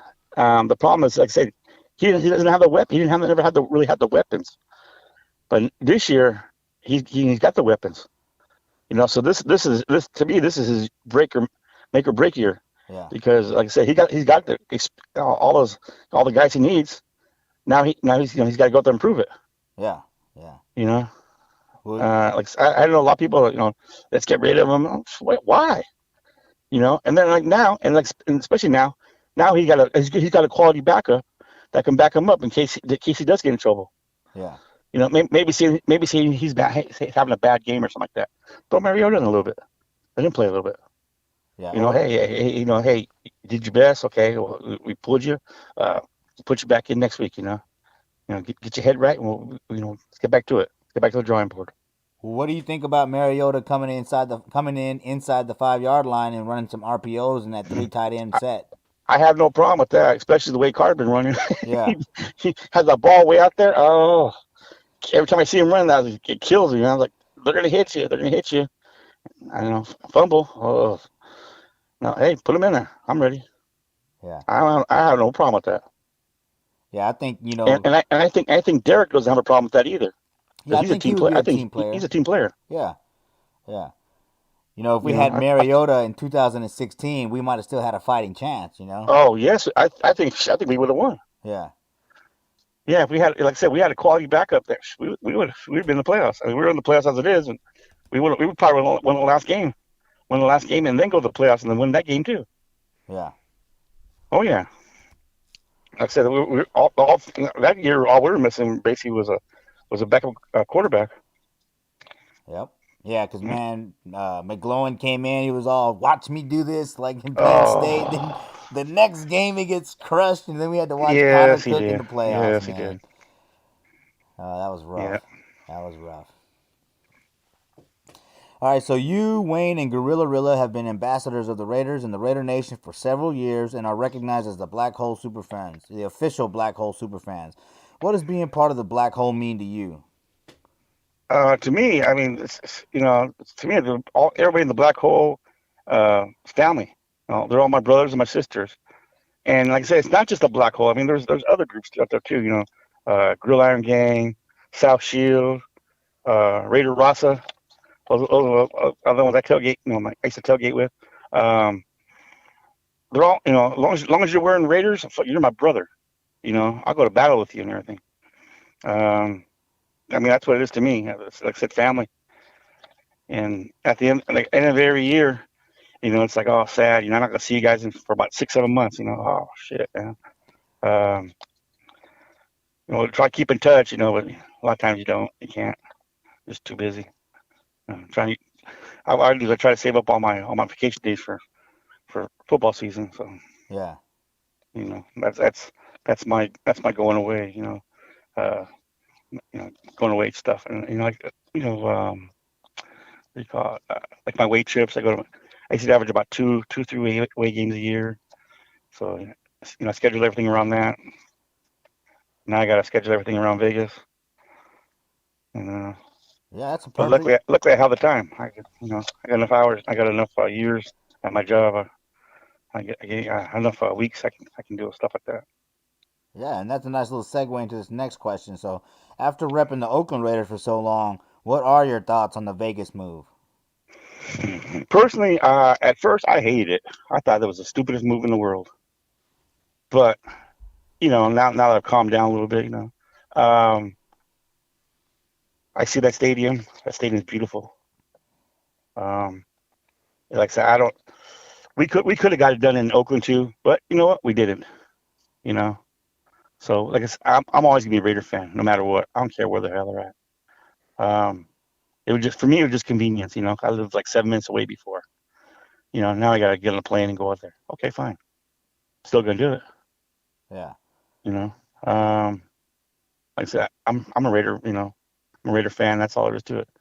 I'm not changing teams because they moved. You From the know. Bay to LA to Las Vegas, I'm a Raider. Yep. I'm a Raider forever, man. Yeah, man. It's in my blood.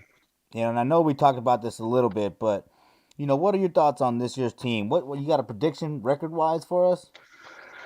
Uh, you know what? I don't. I don't have a prediction. It can be improved. I know they can be improved. Like I said, every year they keep adding pieces they needed, and I think pretty soon they're going to be in the playoffs. You know, may not be this year, but for sure, I think if they keep having a good draft, they'll be in the playoffs next year, easy. Oh yeah, oh yeah. And the way I see it, the only team we really in our division I'm really even worried about is Kansas City. But like I said, you take out the quarterback, you take him out, it's over. Yeah. They can't win without him. Yep. I agree He with gets a you. little nick. Oh man, it's over. Oh yeah. And I hope not that he gets hurt, but I hope that we can beat the Chiefs, man. I Oh really yeah, do. I I hate the Chiefs, man. cannot stand them, man. Oh, I hate the Chiefs. I've been out there twice, man. Oh man, both times I had to throw down. Well, you're undefeated in the parking lot, right? Yeah, I've been in the parking lot. Yeah, man. I Yeah. remember. I check this out. The first time I went out there was, I'm trying to think, it was 99. I think it was. I think Joe Denny was our kicker, and he kicked the field goal and won at the end of the game. Man, there was about 50 of us, all my cousins from LA, and we're all having a good old time. So we all started walking to our cars and stuff, and then these fans started coming out like last in the Mohican, and everybody's like, "Hey, Senor, get in the middle." I said, nah, nah, nah, nah. First one's mine. That's cool, man. So somebody grab my cup here. First one's mine.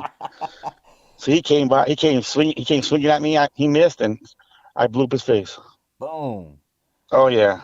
One shot, one kill. It makes me think because you were in that Raiderhead video that they put out way back when y'all went to when they went to play it in San Francisco. You were Yes, there. yes, yes. They showed up on. Yes, they did. They showed up on a flatbed, Yeah. and they started playing a couple songs, and then they came out with Raider Hater. I think it's called Niner Hater. Yeah. Called Niner Hater. And yeah, some of the lyrics is all don't ride cable cars, don't go to no gay bars. Thing makes me sick, or that team over in Candlestick. Barry Bonds and Golden Gate, just two things more I hate. Yeah, man. Yeah, I remember every year at Ricky's, every time I would go to Ricky's, Raider had been playing. They'd be playing that song, and then, hey, where's Senor at? Oh shit, here we go. Don't get me started, man. Don't get me started. That's cool, man. Oh man, yeah, I almost got arrested for the cops. Some dude kept trying to push up on me. I remember. And I was like, seeing man, that. and the cops are watching it. And I was like, dude, you not gonna do anything? He's like, well, I said, he goes, we don't know what he looks like. He's right there, dude. Want me to get him for you? Oh, then we'll have to arrest you. I'm like, you want army, man? You better sit back and get your donuts, man. Yeah, man. That was cool. I saw you in that video. I was like, oh snap. Mm-hmm. Yeah, that was. Yeah, in fact, that the night before, we spent the night out there. We spent the night out there outside the gates. And I started looking around, and I said, hey, I asked my buddies, I said, hey, where are all the Niner fans? Like, what? I said, we're the Niner fans, tell you the night before. Dude, we're the only one that does that. I'm like, no. He goes, yeah. He goes, we're the only fans that tailgate the night before. Nobody else does that. I'm like, really? He goes, yeah. Wow. You gotta be kidding me, man. I thought everybody did this. I said, no, just us. And Okay. see, that's what I mean. Oaktown legends, man. Y'all guys were doing it and doing it well. You know, y'all guys were die hard, man. I Yeah, was. I remember on like Saturday night, it was like clockwork.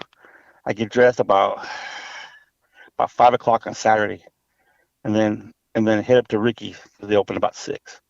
And then I'd be there till about 10.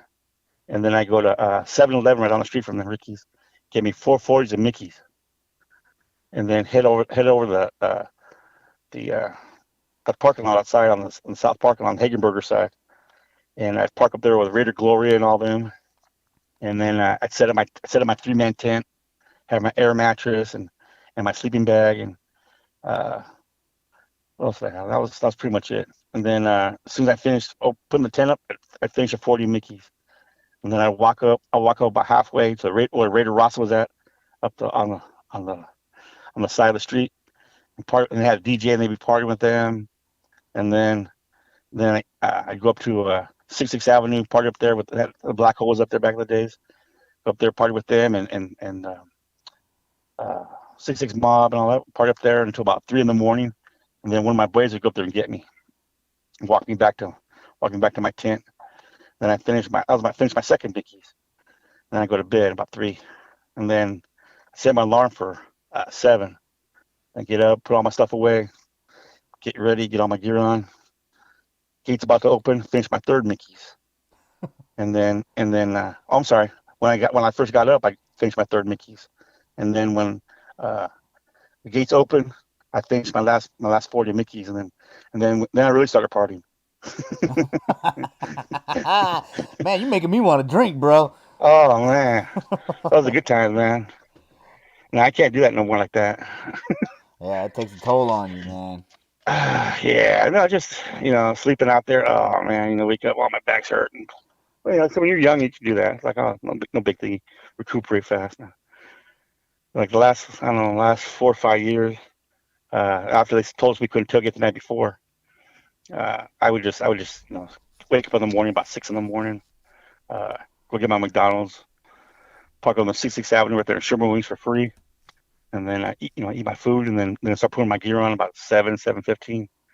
At 8 o'clock, the gates open. I go in and help the Black Hole, help them set up their tents. Well, I just basically just held one of the tents, and I was drinking beer too. I was just making sure they weren't flying away. That's all. That's awesome. Oh yeah, that was a good time. Man. Yeah, I'm gonna miss those times. I just hope it's like that over there, but I don't know. Just, can only hope. Yeah. Well, Cisco's over there and Dirty Jersey's over there. Yep, yep, yeah. They're Stoner getting a head start. Michael's over there. Stoner dude, he's over there. Yep, Raider yep, Rob, yep, so yeah. They got the head start on me. yeah. Actually, I have a house in Henderson. I've had that for about 15 years. Well, there you go. So, like I said, yeah. I think it's too hot to move out there, but I can't say that right now because it's hot as hell over here right now too. Yeah. So, my mom's living. I got her living in the house, and then I built a little studio for me whenever I go down there. That's cool. Like I said, I'm going down there no matter what. So, yeah. It is, how many times can I do it? In a year. We'll see. But as far as I know right now, it's like I got all my days off ready for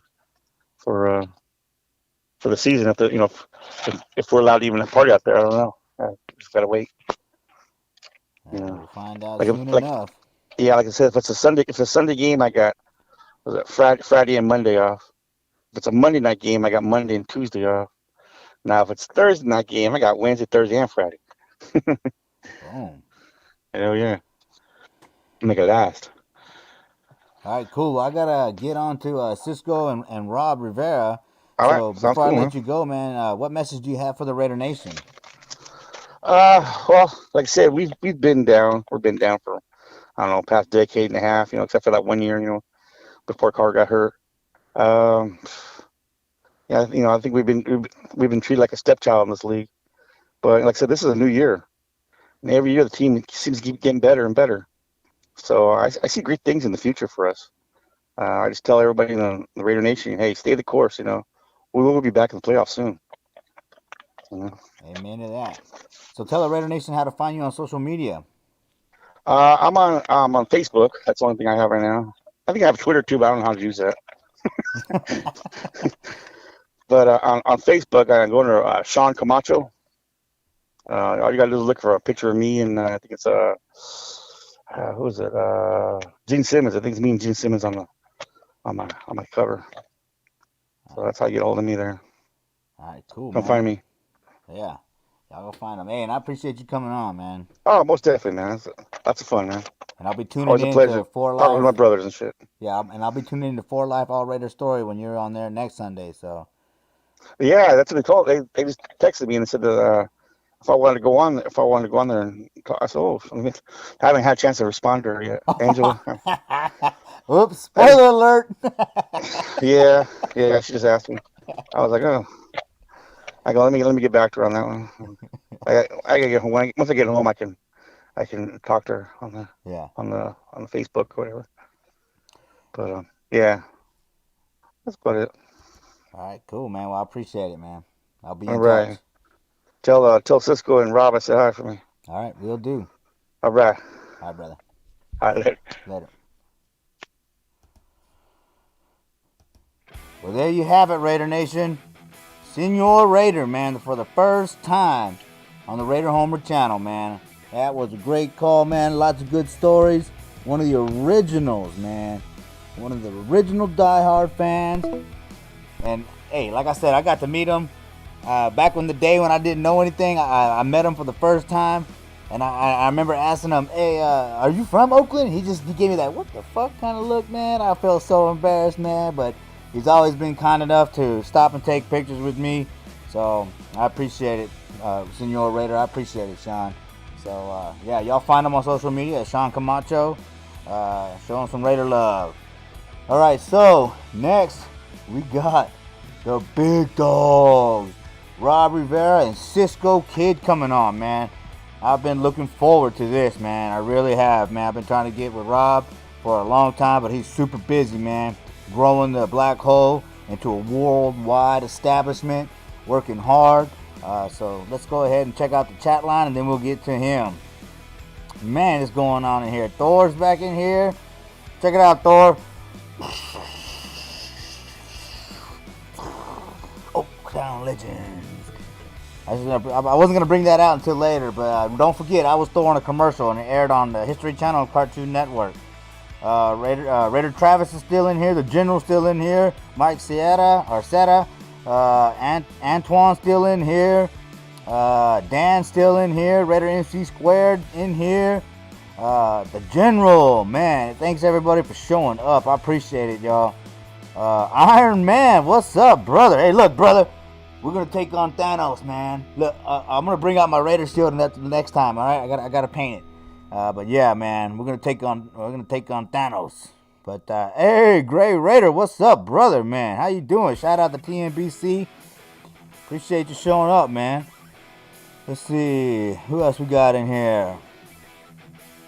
Man, BC Raider, how you doing, brother? Hollywood Raider, appreciate all y'all showing up. Appreciate the likes. Don't forget to share. Yeah, tell Cap it's time to suit up. And you know I will, brother. All right, cool. So let's go ahead and get to Rob Rivera and Cisco Ortega.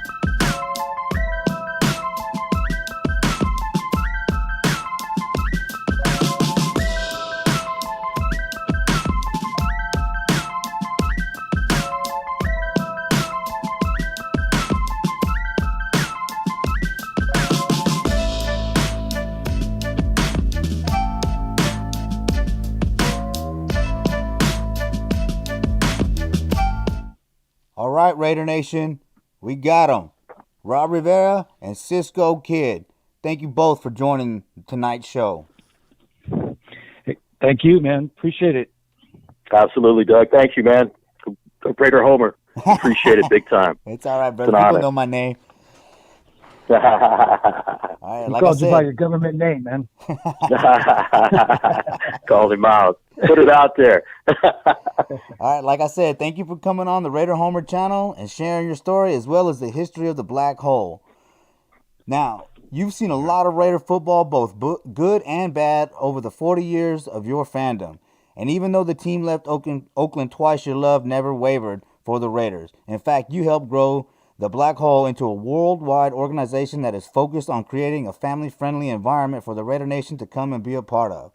But before we get too far into the Black Hole's origin, let's find out how you became a Raider fan. Man, brother, it's been a hell of a ride. I got to go back to my pops, man. My pops was a big Raider fan. I was a little kid when the Raiders went to their second Super Bowl, their first victory against the Vikings. I was a little kid running around outside, and Pops said, "Get your butt inside this house and watch this game." And after that, I was hooked, man. So ever since we destroyed the Vikes Super Bowl Sunday, it's just been a lifelong love for the silver and black, especially their history, man. Their history, their uniforms, their culture, the tough men in black, playing real football back in the day. Yes. Man, it's just been something that I try to hang on to, Oh, yeah. Yeah. Yep. And normally I ask, who your favorite player is, but earlier I asked Senor Raider what his Mount Rushmore of Raider players was. You got a Mount Rushmore of Raider players? Oh, man. I don't know, Rob. What do you think? I mean, my personal, it's got to be the first one. He's definitely got to be on there. Mr. Otto himself. You got to go with the snake. Somebody steering the ship, right? And then I'd have to jump a couple of decades maybe and go with my man Howie, and then we got to close it off with the GOAT, my man C. Wood. That's my Rushmore right there. That's a nice one. Oh man, I got mine on the tip of my tongue, man. Tip of my tongue. Hey, Jack Tatum, because he used to just blast folks coming across the middle, man. Jack, back when I was in middle school, man, I used to have I don't know if you remember those reversible jerseys in middle school back in the day. One side was white, the other side was gold, man. So on one side, I'd write Tatum's name, 32, that was my guy, and then I'd flip it over, and on the other side was Otis Sistrunk. And Otis Sistrunk is because, right around that time, he had moved into some condos close by my house, and I'm on my bike one day just going through the condos, and lo and behold, man, I see Sistrunk freaking moving into one of these condos, and I asked, could I help? And so I grabbed a couple of small boxes, man, and he signed this piece of cardboard. He ripped it off this case of beer he was carrying, signed his name on it, man, and I lost it, dude. Years later, I lost that damn autograph. But so, hey, man, Jack, Sistrunk, Stabler, I love the old days, man. I love the old days, but I also love some transplants. And I just love their style of football once they became a Raider. So, man, I love Romanowski. Romo, my guy, man, just mean, nasty. I just love those types of players. And then another transplant, Lyle Alzado. So, I can remember him, ripping off helmets of players on the other team, that game against the Jets, and throwing it at them. I mean, those were the days, man. Those are the days that, men could be men out there on the field and not get flagged for it. So love it, miss it. But that's kind of where my heart is. Yeah, for me, it's Bo Jackson, Tim Brown, Charles Woodson, and Rich Gannon. A transplant, but Rich Gannon, he took me to the Super Bowl, and or us to the Super Bowl, and that was my first experience watching the Raiders in the Super Bowl, unfortunately. But getting there was a great journey, So Rich Gannon has a special place in my heart, man. Oh, man, no doubt. And if Bo would have stayed healthy, man, let me tell you that dude would have been the greatest of all times. But no doubt. No question. Oh, yeah. All right, so I have that Raider Nation video that came out in 2003, and you're in there, man, and you have some really good. You can see Dave in there too. So you talked That's right. about, That's right. in 1995, y'all were sitting around thinking, hey, if the Cleveland Browns have the dog pound, we need something that reps even harder. So take us back to that era and tell us how the Black Hole got started. Well, actually, man, I got to go back a year prior to that, 1994. Yeah. The Raiders are still in L.A., and there's some rumors about them potentially coming back to Oakland. And, me and a few of my buddies from Hayward, 10 minutes south of Oakland, we're a group of guys that would get together and watch the games, man. Dave Monzo, Harry Krause, June Bug August, Tim Cunningham, Rich Robinson, Johnny Martinez, the guys. And then there were some others that, would come by and hang out. And, man, we just had a good group of guys that, would just get together and watch the games. And so, we'd get there in time for the morning game. We'd have our food that we're chipping in and the beer and getting ready to roll at 1 o'clock when the Raiders come on. Well, during that time, the Cleveland Browns would come on from time to time. And, we was like, man, check out the dog pound. They're having a whole lot of fun there in the end zone, all with their dog mask and barking and all that type of stuff. It looked like a blast. So we said, man, if they ever came back to Oakland, let's do something like it, guys. Let's do something similar. And, so we start throwing out names out there, man, the Rat's Nest, this and that.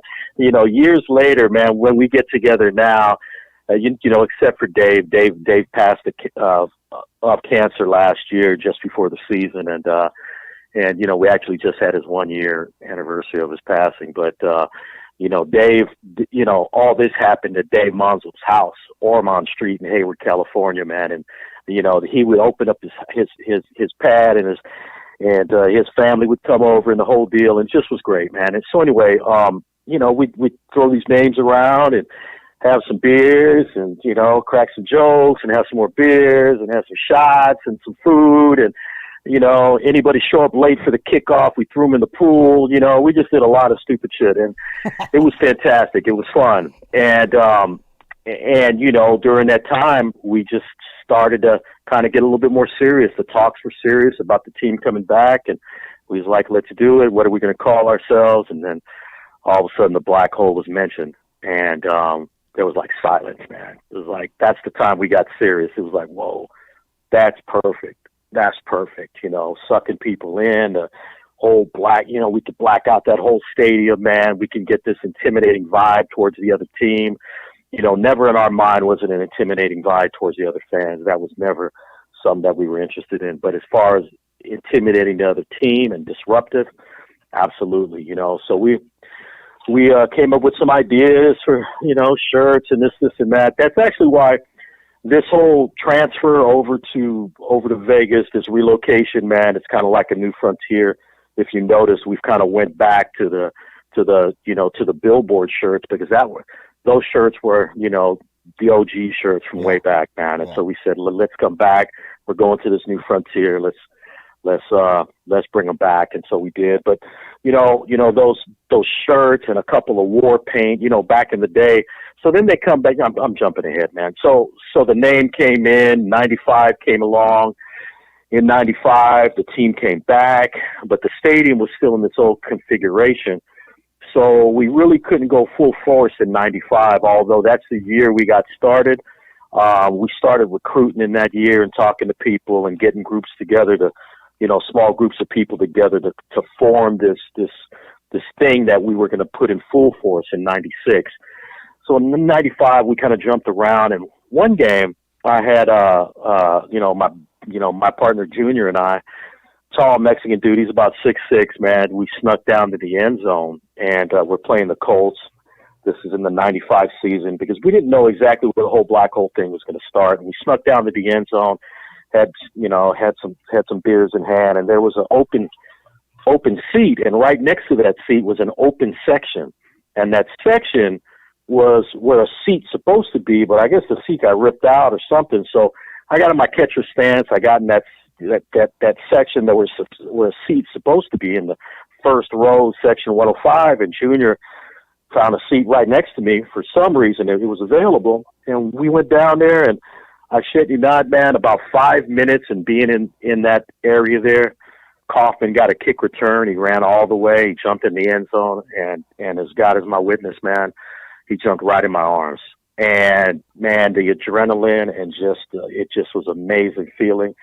Man, we immediately knew. I was like, I can't wait to tell the guys that's where we got to do it right there, man. That's where we got to have the heartbeat of the whole black hole. Now, again, we wanted to make the whole stadium one big black hole, but we needed a starting place, and so that's the spot that we were going to do it. So game's over, man. You know, we get back out. We're telling all the crew, yeah, man, he jumped in Rob's arm. I'm like, yeah, he jumped in my arms. Man, BS, dude. He didn't jump in your arms. Stop it. Stop with the lies, man. Check it out. So the next day in the paper, front page, Daily Review, Oakland Tribune, all of that, 1995, Kaufman, right in my arms, my big fat head next to him. I'm holding him, man. It's like, dude, it was unbelievable. So, you know, man, it just kind of was meant to be. The following year came along. Dave Monzo's aunt, Auntie Sandy, we called her, worked for the Oakland Football Marketing Association. We called her up. We said, hey, we need to get our seats, first row, section 105. You know, we're season ticket holders. And she's like, hey, sorry, guys, can't do it. You know, the team's got a rule. The first couple of rows in the end zone are considered undesirable seats. So those are only going to be for walk-up only. And we're like, no, you don't get it. We got a bunch of people, and we all want our seats in that first row, and then the second, and kind of go from there. So she made some calls. You know, we kind of put the veiled threat out there that we weren't going to, you know, continue on with our tickets. And of course we were, right? But we put it out there anyway. So they said, okay, we'll make an exception. So we got our seats down there, and we had them the whole entire time. As years went on, you know, people move and people die and people get new jobs elsewhere, and things happen in life. And so new faces started to come in. Other people started, you know, getting involved. But that OG crew in '96, man, that was something special, and that carried on. That same crew carried on through the early part of the 2000s, and then others started kind of filtering in, and you know, as life changes for folks. But bottom line, man, it was a tremendous thing to be a part of. 25 years were just way too fast. We were busted up about the move, but you know, man, life goes on, and we got to make the most of it. So there's much more to it, Homer, and eventually over a beer or 12, you know, we'll get into more of the stories. But it's, you know, it just takes quite a bit of time to kind of go over everything that kind of happened even in the early years. Well, I'll tell you what, when we get that chance, I'll buy. And Senor Raider? Yeah, absolutely, man. You know, so as the years go on, man, you meet new people. People start to, you meet them in many different ways too. So, you know, there's been instrumental people that have played a role in kind of the I guess the branding of the end zone, man. You know, and everything from that banner to us starting putting some little war paint on our face. Now, keep in mind the early years, it just was some war paint. You know, literally like we're a band of Indians going to battle, and we put a couple stripes on our face and doing our thing. And then from there, it started to get real elaborate. You know, others started showing up. Or like, oh, check out that dude, and then it started to take a life of its own. And then, you know, we would see, you know, Wayne, you know, Violator, that dude started his thing in LA, so he was already doing his costume even before they came back to Oakland. But Gorilla and Senor started here in Oakland. I don't know exactly what years we started connecting with them, but you know, once we started, you know, once the end zone became the black hole, and then the sides started to buy into it, and then pretty soon factions in other parts of the stadium would stand up for four quarters. That's one thing I forgot to mention, is that one of the early stories is that the first few games in '96, when we all had the first couple of rows in section 105, we all decided, okay, we're all wearing black. We all got these black hole shirts. Some got the war paint. You know, we got a dummy that we're going to throw up in the air and kind of beat on of one of the players on the other team. But you know what we're going to do, guys? We're going to stand up for 4 quarters straight. We're not going to sit down. Halftime, we'll sit down. But for the entire game, we're going to stand up. We're going to be loud on defense. We're going to shut up on offense. But we're going to stand up. So those first few games when we were doing it, man, people were pretty upset about it. You know, throwing peanuts at us and water bottles and stuff, sit down, hot dogs, all kind of things, man. And we were like, hey, hold tight, guys. You know, this will pass. And so, you know, slowly but surely, people that didn't want to be in that mosh pit type stand-up atmosphere, sweating for 4 quarters, started to move out. But then people wanted to be a part of it, man. So people started moving in. So what started to happen is that pretty soon, for every seat, you got at least 2 people just smashed together, man. I mean, it was a legitimate mosh pit, standing, swaying. You know, we all sway together because we just packed like sardines. It was outrageous. So, you know, as we start meeting, you know, these other folks, you know, we start seeing some of these other people, we start inviting them to be a part of what we're doing. And they don't have to be in the end zone. Now, Gorilla came to the end zone. But, you know, Wayne and Senor, they sit elsewhere. But it didn't matter because our mission was to make that whole stadium one big black hole. So with that said, you know, man, you know, we would meet others that, you know, kind of would be a part of it. I got to mention some people, man. I got to mention Raider Rob.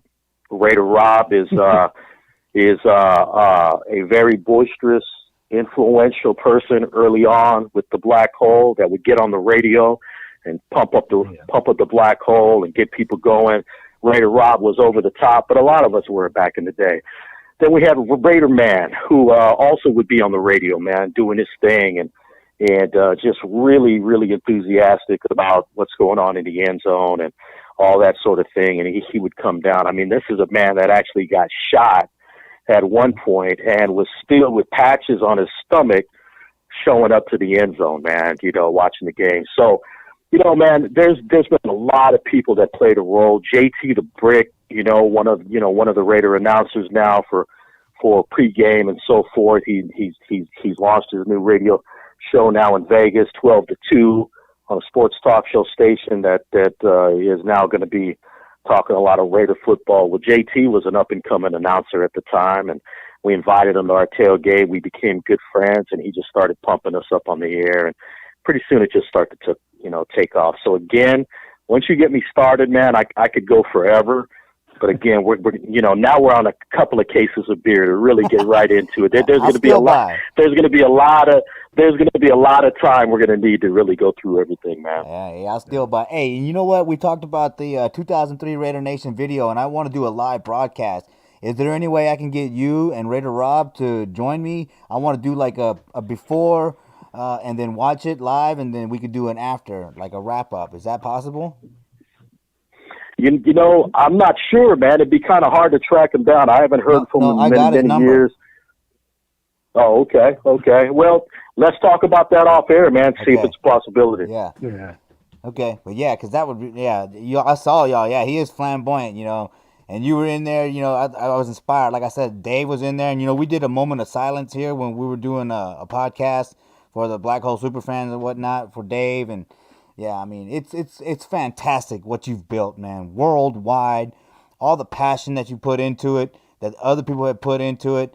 I mean, I'm inspired. You know, like I said, I'm from Austin, Texas, so thank you again for allowing me to have a chapter here. I want to bring that Oakland flavor to Austin. Man, it's fantastic what you built. Well, thank you very much, man. There's a lot of people that played roles into it. I'm not the only one, but yeah, it's, you know, man, it's been a labor of love. It's been a lot of work. A lot of people don't realize how much goes into it. You know, they only kind of show up and see kind of what's going down, but man, it's a lot. There's a lot that goes into it, but thank you very much. And I'm going to let Dave's family know, what you just said about the moment of silence and all of that. And it's timely because his 1 year anniversary was just a few weeks ago. So Thank you for that. No problem. Well, you know, I mean, what else? Is there anything else you can share? Well, you know, man, you know, so, you know, I guess I'll just kind of you know, since it's open ended, brother, I'll just say this, man. I'll say that, you know, as I mentioned earlier, man, we're here in the Bay Area, we're heartbroken over this move. You know, I'm always going to keep it 100, man. We're heartbroken over this move. We're upset about the move. It really, really bothers us big time.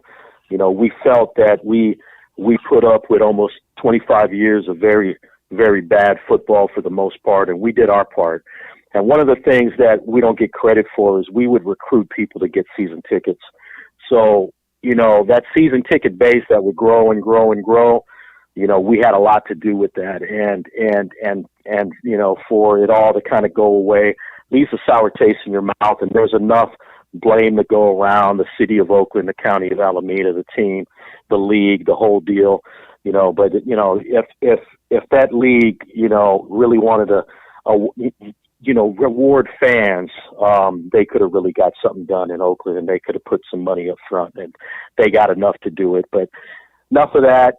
It's done. Time to turn our attention to our new frontier. We got a lot of folks from Southern California. We got a lot of folks from Arizona and, you know, the state of Nevada, et cetera. And so a lot of people are excited about the new spot. They're excited about Vegas. How can you not be, right? But keeping it 100 as far as, you know, just the feeling from the whole thing, you know, it took a long time to kind of get over that initial like punch to the gut, you know, but now we're focused on taking what we've built and continuing the ride, and we're trying to put the pieces together and you know, doing what we can, and you know, it's going to be fun. You know, a lot of stuff would have already kind of been in place if it wasn't for this COVID thing. You know, we probably would have been a lot far along with some of the new folks we were going to team up with to keep that fan experience going, but it may not be here right now, but it's surely coming probably in the next couple of months. We're going to have some big announcements. So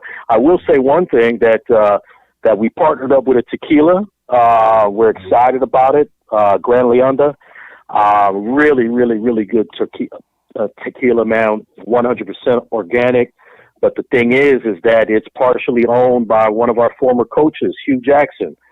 So, they're going to slap our Black Hole logo on the bottle, bro. We're excited about that, awesome, man. And yeah, and they're going to get some gifts and stuff out to our chapters and things like that. And Hugh's going to make himself available. He's excited to be a part of the Black Hole. He's excited to be a part of the family. So you guys are going to be running into him and stuff like that. You know, again, this whole COVID thing, man, some people are like, shoot, I'm down to connect with other folks. It's all good. And others are like, no, I ain't going nowhere. So we just got to kind of see how things unfold. But once things are back to normal, hopefully sooner than later, man, it's going to be a whole lot of fun being added to this Black Hole train. It's going to be different, but it's still going to be the Black Hole, and we're going to see to it that happens.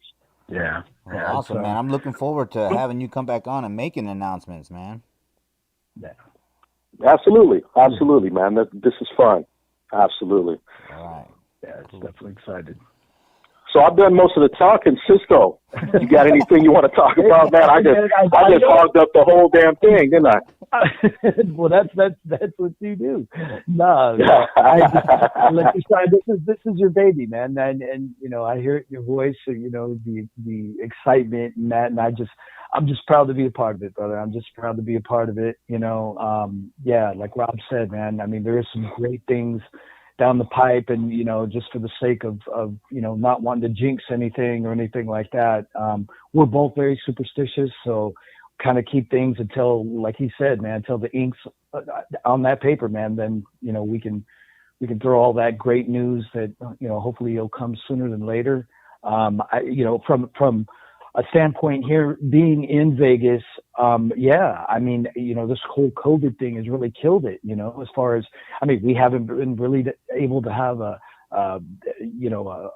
chapter launch party, not even a chapter meeting for that matter. I mean, you know, if it's not this person catching COVID, it's another person, or, you know, where do we meet, you know, and then people are apprehensive, you know, hey, I got kids and, you know, I don't want to catch it. So this whole COVID thing has really hindered, not just the black hole, but everybody globally. But, there is definitely some things that, from a local chapter standpoint here in Vegas that I'm excited. Me and Darlene had talked about doing charity things, and, just because everything has just been so locked down that, it's kind of got us hemmed up until we can really let loose. But I'm excited, just got to keep those ideas fresh.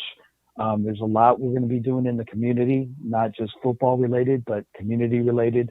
Looking forward to that. And, just growing the black hole. We've launched a couple of chapters in the last couple of weeks. We just got the signed.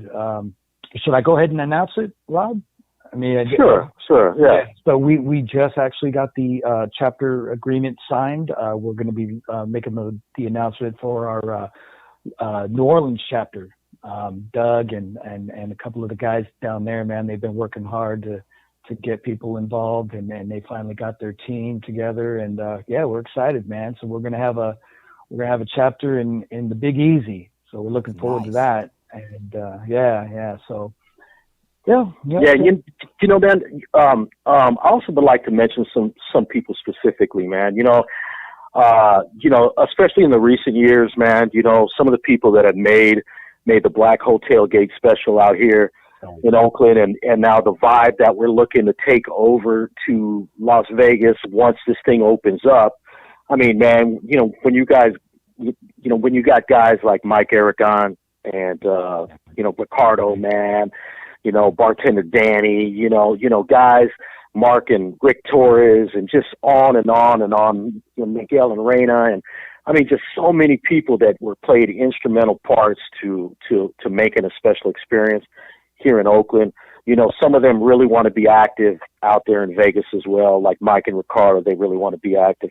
Darlene, as Cisco mentioned, is special. I mean, she is just phenomenal, and she wants to do all sorts of community type stuff. Darlene, big shout out to you for always looking to accomplish that type of thing. And then, Big Gobble from the Mexico City chapter, man, that actually lives in Vegas now, and he's going to be instrumental. I mean, he's a wonderful human being, and Brenda, his wife, and then. Yeah, I mean, man, there's just so many people to kind of go around. Some I'm not mentioning here because I can go on forever. So hopefully they don't get their feelings hurt or upset. But there's way too many to mention. But I just want everyone to know that they're all appreciated. Even this weekend, some of our chapters got together. Portland, Seattle, Spokane. They got together with a little picnic out in the Pacific Northwest, and then our Denver chapter had something going on this weekend out that way. And man, there's just hey, and they had a group of people that were fine getting together. And look, this is the land of the free. You can make your own decisions, but bottom line is we've got good people all throughout, man, and we want to just attract more good people. Well, hey, so I'm kind of proud to say that this weekend we raised $595 for Texas Pit Crew at our first annual meet and greet fundraiser. The Black Hole chapter here in Austin. Yeah. So. Oh man, that is fantastic. And you know what, man, when you do stuff like that, please let us know and send us some visuals, man. We definitely want to give a shout out. I mean, that's tremendous, bro. So please, when you do stuff like that, let us know so we can let everyone else know, man, that you guys are doing some good stuff out there, because a lot of stuff goes unmentioned because we don't get notified or what have you. So, we're gonna look to really.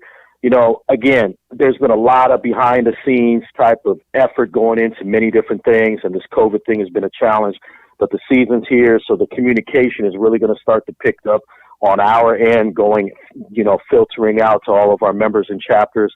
But on the other end, coming back to us, when you guys are up to something, please let us know, man, so we can let everybody, make that announcement, because that's good stuff. Yeah, my bad. I definitely will work on my communication because, Hey, we all could get better, right? So yes, all good, man. Yeah. But yeah, we definitely want to acknowledge when stuff like that is taking place, because that's good work. All right, cool. Yeah, definitely. Well, thank you. Yeah. All right. Well, I mean, I know you're a busy man tonight, man. So I appreciate you coming on the channel. You're not really on social media, but if you want, you can let the Raider Nation know how to find you or contact you. Yeah, you know what, man? You could always reach, look, you can always reach Black Hole Rob through the website, man. Just shoot an email over to contact@theblackhole.com, contact@theblackhole.com, and if it's meant for me, it'll get filtered to me, man, and I'll definitely be in contact. So, wishing everybody out there much health and prosperity, man, through these difficult times, and let's keep our prayers that pretty soon all these challenges are behind us, man. So, thanks for having me, bro. I appreciate it, and God bless you and your family, Homer. Likewise, man. God bless you and your family too, man. Thanks for coming on. All right, man. Good night, everyone. I'm gonna tap out. Talk to you soon, Homer. All right. Talk to you later. Hey, Thanks, I sir. mean, Cisco, you still got some minutes left.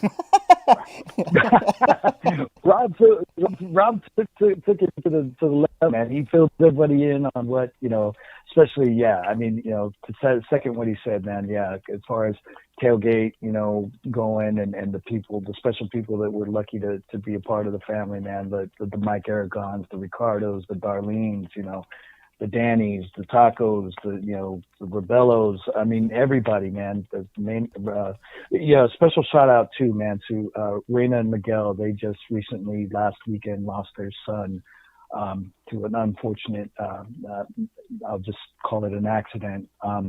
Just for the sake of peace to the family, but definitely our hearts go out to the both of them and their two other children. So. Definitely. It's not a good thing, but, unfortunately life happens. And when the man calls your name, and there's a purpose behind it. So it's tough to stay strong, but, our hearts go out to their family, man. They're great people. Yes, and in prayers and condolences. So that's rough, man. That's rough. So prayers and condolences. Thank you. All right, brother, man. Well, I mean, I got to get you on here solo next time, bro, because you're a damn good interview too, man. Well, I've been on before, man. But anytime you need me, homie, I'm here, man. All right, cool. I appreciate it. You want to tell the Raider Nation how to get a hold of you on social media? It's my Instagram is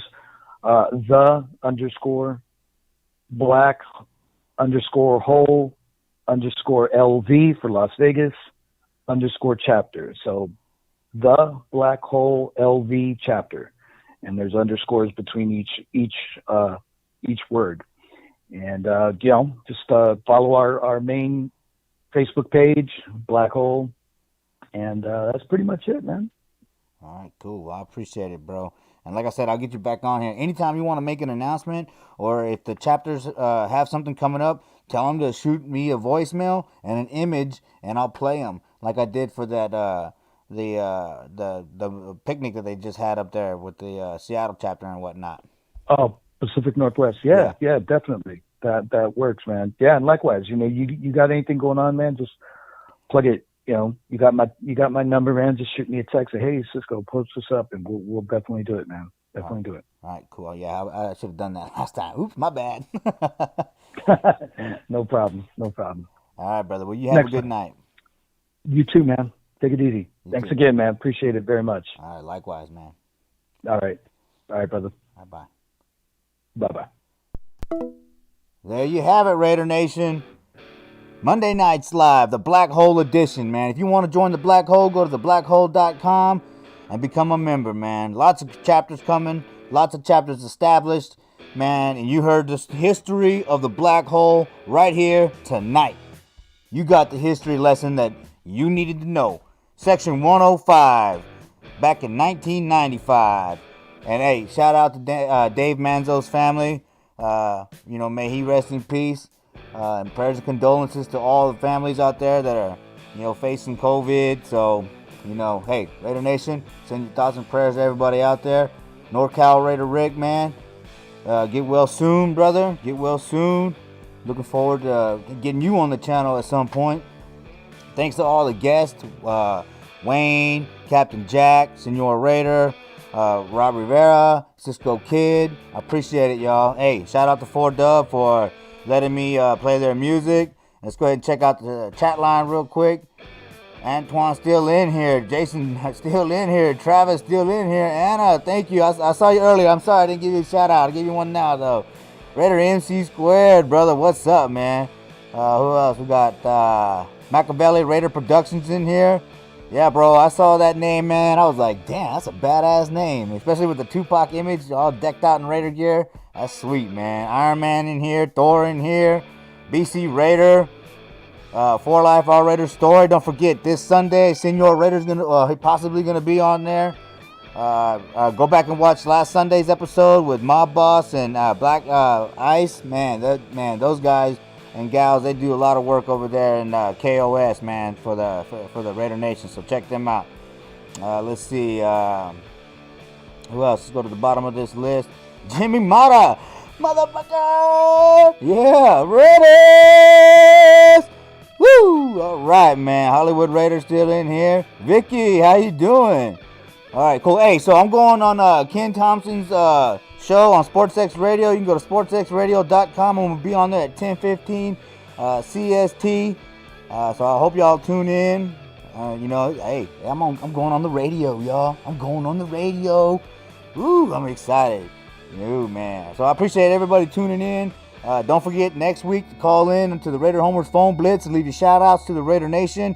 You can make announcements. If you got some kind of party coming up, man, just send me that voicemail and a picture and I got you. So yeah. You go check out For Life Our Raider Story live show. Hey man, that's a great channel. They got it going on over there. Hey, no problem, Jimmy. Thanks for tuning in. No problem, Vicky. All right, yeah. Oh, yeah, it is exciting. Yeah, it's exciting. All this is because, of the Raider Nation, man, and the love and the support that I've been getting from the Raider Nation. So that's damn sure exciting. And then Ken Thompson, too. It's just, man, I'm ready. Pumped up. I won't be able to wind down until 2 in the morning. Then I got to get up at 5. Hey, but if Senor Raider can do it on 4 hours, so can Raider Homer. All right, so you know how we like to get out of here with the message from the Violator. I appreciate it, everybody. Be sure to tune in next week. What message do you have for the Raider Nation here and now and into the future? Pretty simple, brother. Raider Nation, I'm speaking to you as an ambassador. Always stay true, stay loyal, keep the beliefs, and keep the faith. We will return.